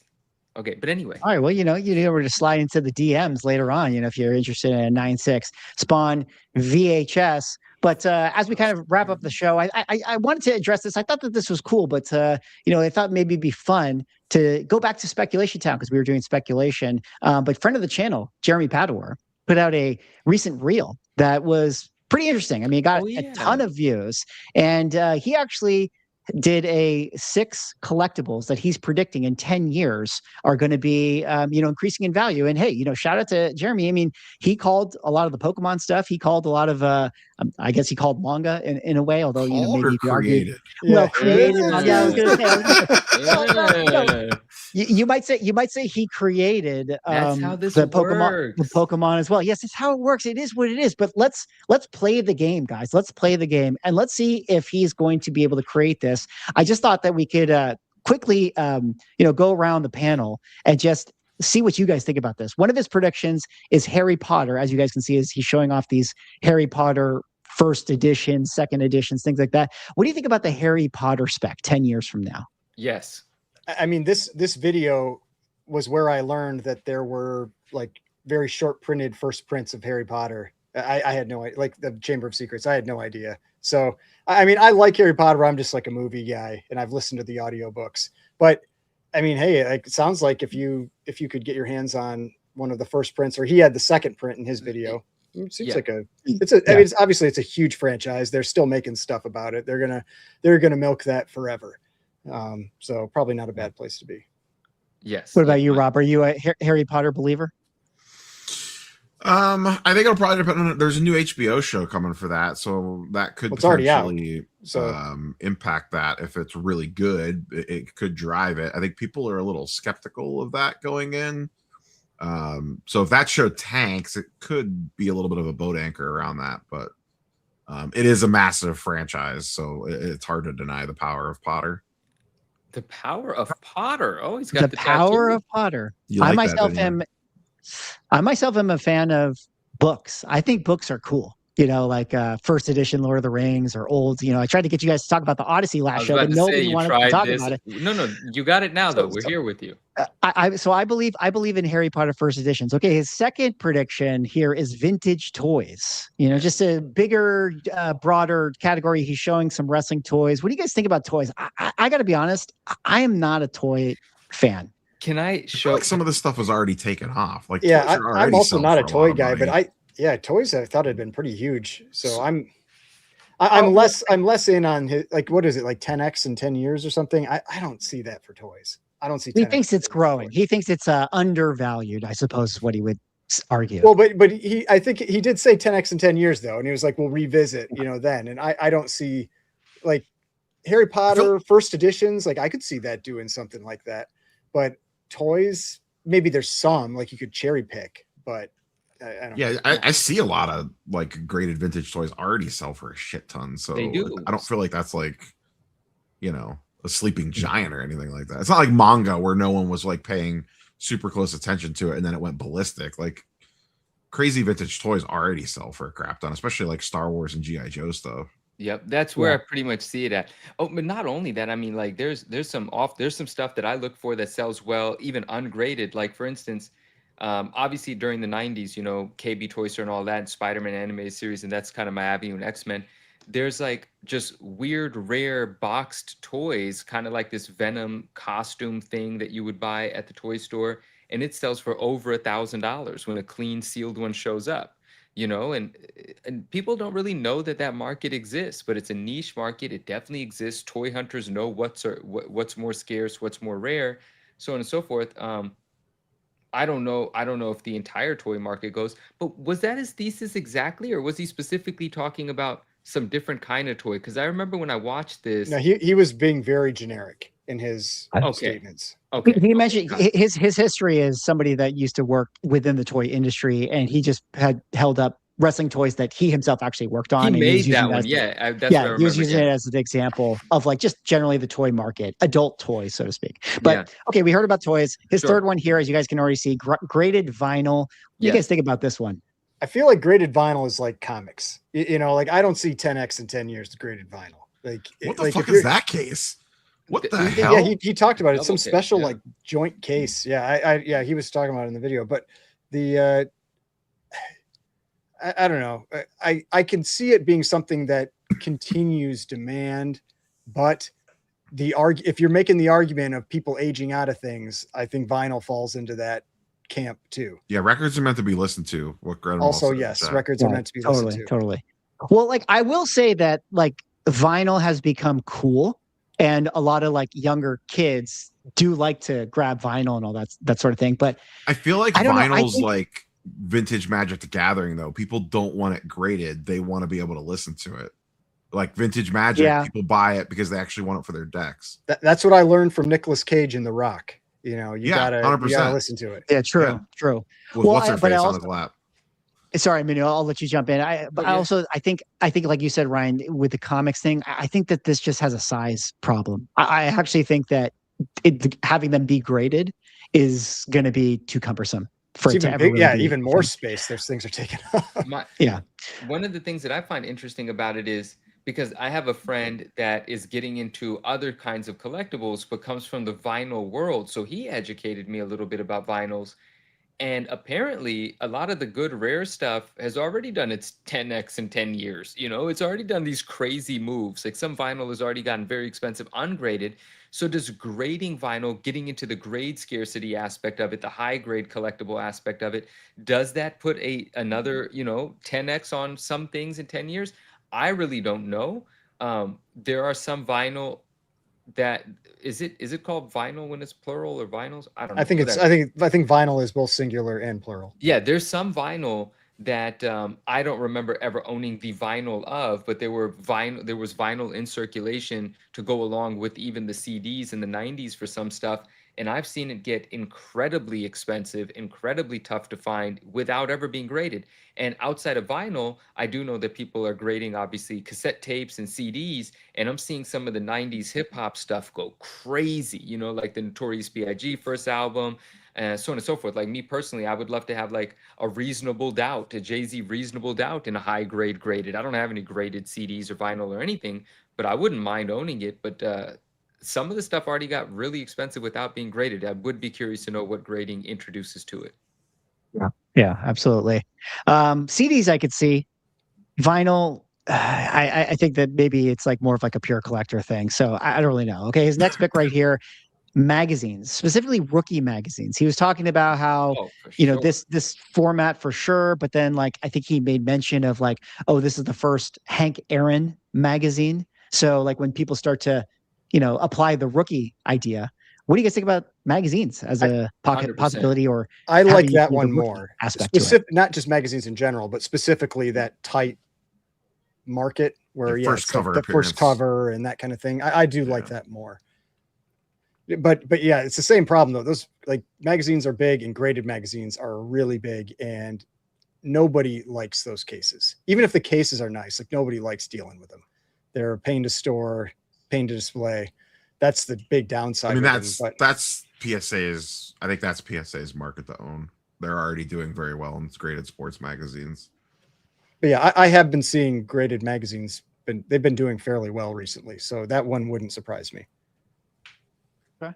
Manu, you're in on the graded magazines? Oh, I'm in on the graded magazines. Absolutely. All right. Next up, his next prediction. Nikki, I think something happened with your mic. I don't know if you switched mics. Hold on a second. We can hear you, but like barely. I'll say it while you're figuring that out. I'll say on mangas, which is the next thing there. It feels like that already happened. Like, haven't we just lived that moment in the last 3 months? Like, yeah. I mean, if the first One Piece jumps another 10x, I mean, good God, it's going to be like. Maybe it will. Who knows? It'll be like $100 million book or something. Because Jeremy hasn't 10x his investment yet. He's the guy that 10x other people's investment so far. So he has to get his 10x in 10 years out of it. But I mean, like I've said before, I with manga, I don't know what the collector base is. The properties are very, very popular.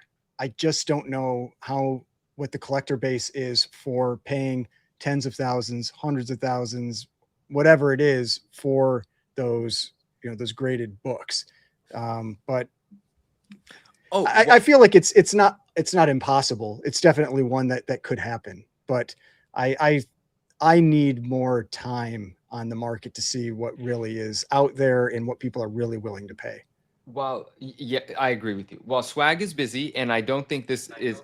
I'm gonna my 10 VHS 10x in 10 years. But also, no, I just want to respond to someone's comment because someone was like, the Spawn VHS is. We're getting feedback. Yeah, now we're getting feedback. Swag. Someone said the Spawn VHS is perfect for grading because no one ever wanted to watch it. I just want to say this isn't the Spawn movie, which that's such a disrespectful thing to say, but no, because I love Spawn. This is Stan Lee Presents the Comic Book Greats, and he interviewed Todd McFarlane. Well, Todd McFarlane was still at Marvel, and the interesting thing about it is Spawn is on the cover before Spawn was even a named character, and I'm assuming Todd had something to do with this because he's like a marketing monster, and he probably insisted that his upcoming character be on the cover. Stan, I would assume, did not know that Todd had plans to create Image Comics yet, and this is the first cover appearance of Spawn ever, and the first time Spawn's ever printed in color. Every appearance of Spawn prior to this is a black and white ad for this VHS in other preview magazines. So this is not Spawn's movie. This is before Spawn even existed. So this is the visual representation of McFarlane stabbing Stan Lee in the back. Wow. Oh, man.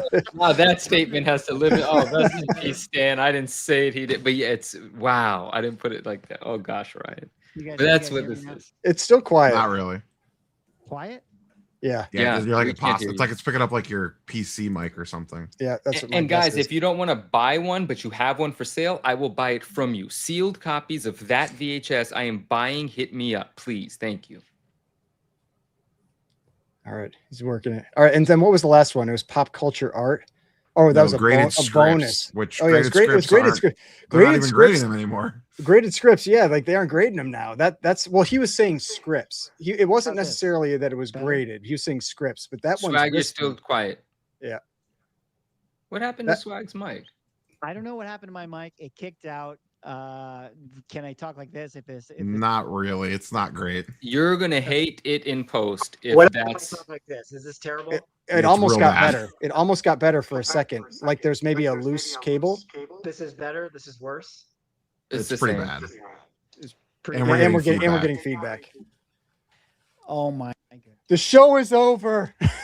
We haven't even gotten to the spoilers of the movie. We're running. This is about to be 3.5 hour show. Yeah, we might not be getting the Spider-Man, I guess. How can we not get the Spider-Man? I actually went and watched the movie. I know we made Manu watch it just so we could talk about it. Oh shit! I enjoyed it, guys. There's the Spidey segment. All right, let me do this. So the last topic. I know this probably sounds terrible or whatever. Was his graded scripts and original art. I thought that was kind of cool. Original art, yes. Magic the Gathering, fantasy. That would be great. That would be great to see it.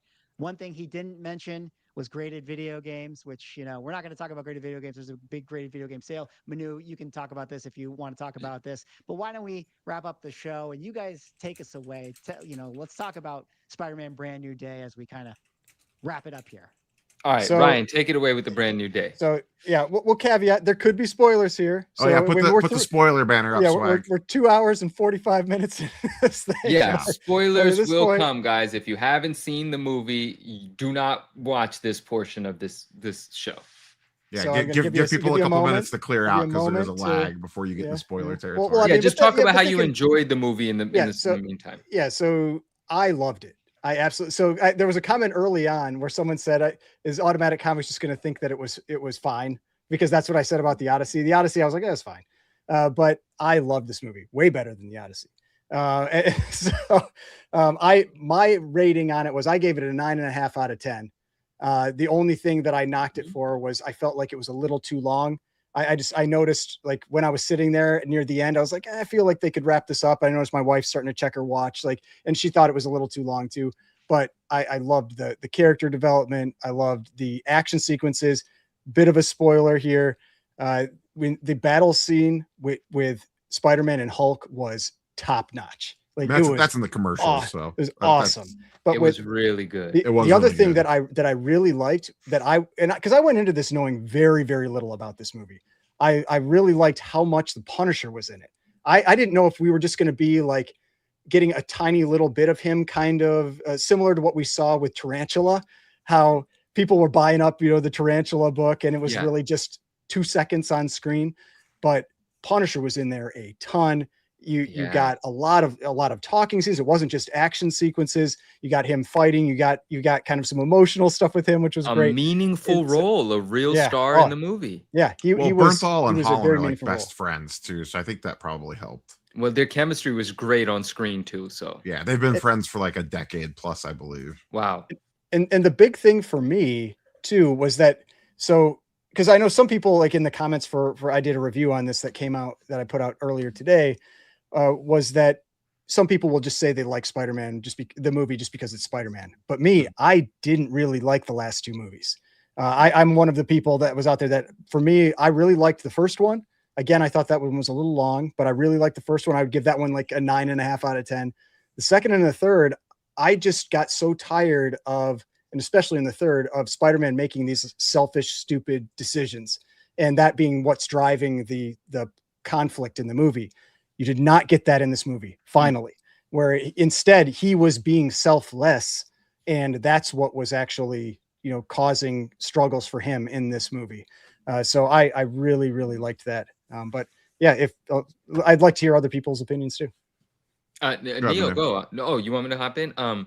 I enjoy. You guys know I don't make it to the movies that often. Recently, I've been to the movies a lot because of someone very special in my life. But and so we went and watched this movie together, and I enjoyed it. I'm so happy that we went. The audience loved it. That someone in the comment section said that the theater cheered afterwards. We had people clapping afterwards. We watched it in an intimate theater. It wasn't hundreds of people, but the crowd was into it. I think visually the movie is really stunning. I like sort of the darker tone of a lot of the film, and it was great. Now, so I enjoyed it. Just to simply put it, as a film, I enjoyed it. I had no idea what to expect from it. I did not know certain characters were going to be part of this movie. Like at the beginning, there was just certain things that started to happen. I was like, wait, what's happening? And when it started to come together, I was like, no way, what? So that's very cool. And I agree with you. Punisher was fantastic in this film. Like I loved his character. I loved how he was introduced to the role, his involvement in the film. It was really terrific. And then there's two things that I'll say real quick, and this is just interesting to me. This is just a fun tidbit. So Spider-Man's Amazing Fantasy 15, what is it, 62, 63? 62. Right? 62. And here we are, 64 years later, right? There could be people that were, 20, 25, 15 years old when when Spider-Man was introduced to the world, and in the 70s or 80s they might have seen some of the live action stuff, and now here we are with how graphics and effects and digital animation and everything, like how far we've come.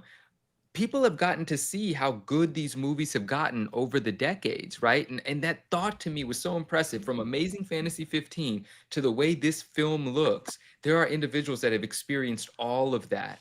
And I thought that was amazing. Now, on a bit of a cynical side, because I'm always like this about films, it was really good, but I didn't walk away from it. I enjoyed it. I did not walk away from it with the idea of one of the best films I've ever seen in my life. And I've heard some people say that. And it could be uniquely me, where I have an inability to appreciate what most people do. There's plenty of shows people love, and I watch them and I think, what the hell, what a waste of time. I'm not going to watch this again. There's, things that people find really funny that I think are really stupid, all kinds of stuff. So it's a very me thing. Is this one of the greatest films, just as films? Am I off base in saying I didn't walk away thinking? No, I mean, I would say it's a great MCU one of the greatest. Movie. It's not a good overall movie. One of the greatest comic book movies that's ever been made. I'm happy with yes. I'm there with that. There was elements in this that makes it so much worth watching, so fun, great experience. And there you go, and I thought it was it's like I would say it's a fringe top 10 comic book movie if you're including like the Nolan Batmans in that. Oh, okay, got it.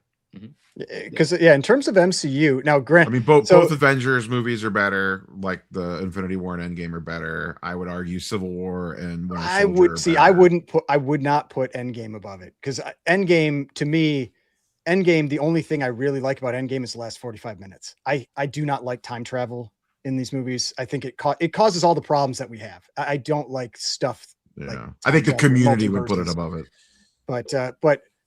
But Infinity War, I watched that earlier today. Oh my God, that movie is so good. Infinity War is strange, friggin' awesome. Stark Spider-Man sequence in Infinity War is my favorite section of any Marvel movie ever. Like when they're on the ship, like from when they're fighting in the city, or the entire thing in general. Just that interaction between when Strange and Stark interact for that first 10 minutes. It's just like, that's the magic right there. I was going to say, how can you guys hear me okay? It's better than what it was, but it's still not fantastic. I'm on my phone, otherwise known as potato mic right now. So and it sounds like it. It's fine, we can hear you though. At least you can hear me. I did want to +1, Rob. Those scenes are great, and I think the Doctor Strange Thanos interactions is maybe my favorite scene in all of the MCU. When they were just having their conversation and then leading to their fight. But yeah, I didn't know if you had weighed in officially, Rob, with your thoughts. I do like Infinity War better than Endgame. No, I really liked it. I think it was really, really good. It's not one of the best movies of all time. It's one of the better MCU movies, absolutely, for sure. I'm a little torn. I liked that we didn't get the MJ payoff in the way that a lot of movies probably would have put them back together again at the very end, and I like that they didn't do that. I like the early plot twists where they do that. I don't want to get super spoilerly, but where the Sadie Sink thing happens with MJ, that was cruel. That was mean. I kind of had a feeling that's what was going to happen. I thought it was like, at first I thought it was legitimately her, and I was like, oh my God, that's what you were talking about. My bad. Brutal. Yeah. That was a gut punch and a half. You felt that one, even if you were like kind of thinking like, oh, you know, maybe she did get in there, and then you know, you get the punch in the gut on that one. I don't think I was the only person in the theater that said, "Oh shit," the moment you realized. You know what I mean? Yeah. It's an I know that we got the Kamala Khan mutant line, you know, at the end of Miss Marvel or whatever. And I don't know how many people even watched that show, but everyone saw the payoff on that.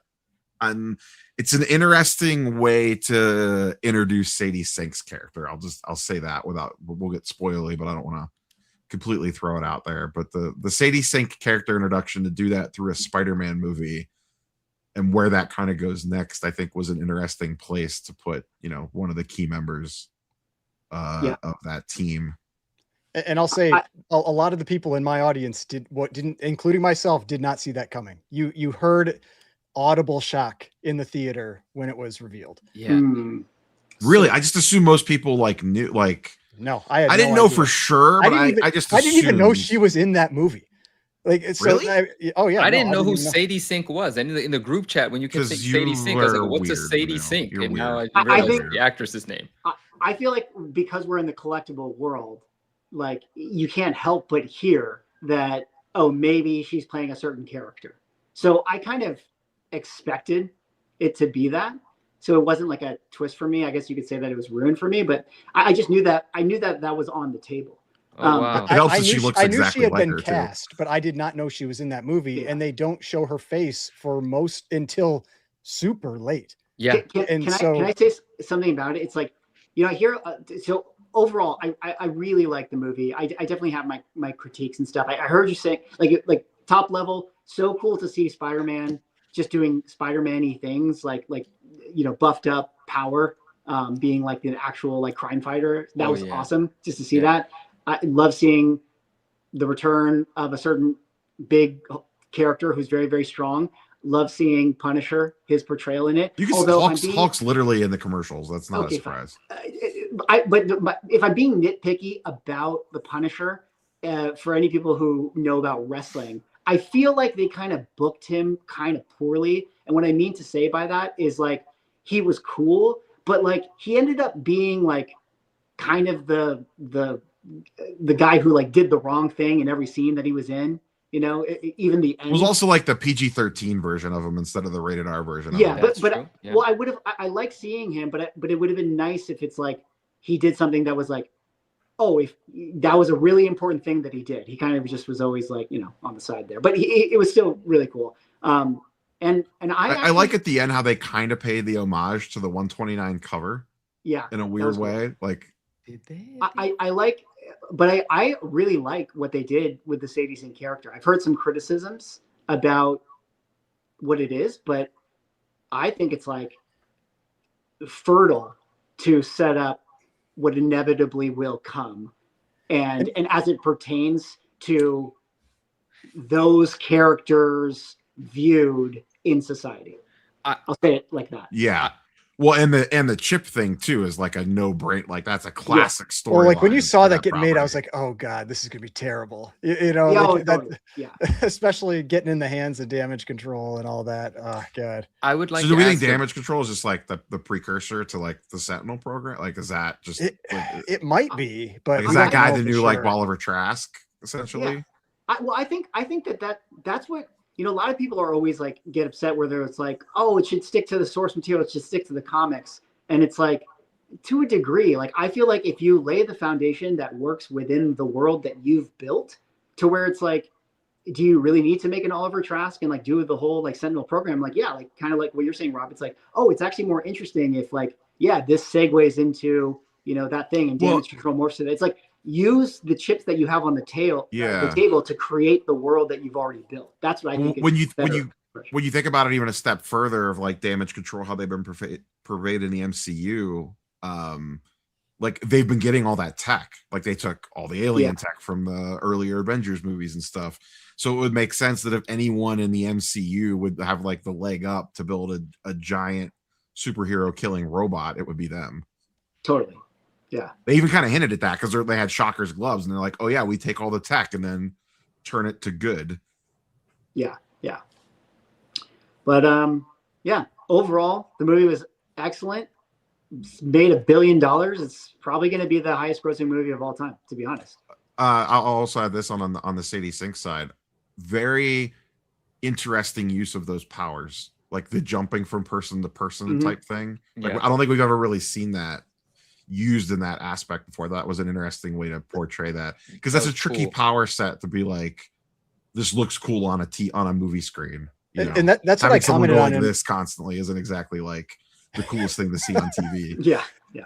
That's what I commented on in my review too. Is I liked how they did that. That it was something that, for me at least, and maybe there's some comic book out there where it was represented that way. I don't know, but for me, it didn't allow me to immediately know who that character was. So it was still a surprise when it was real. Because when I was sitting there, I was thinking, I was like, who does this?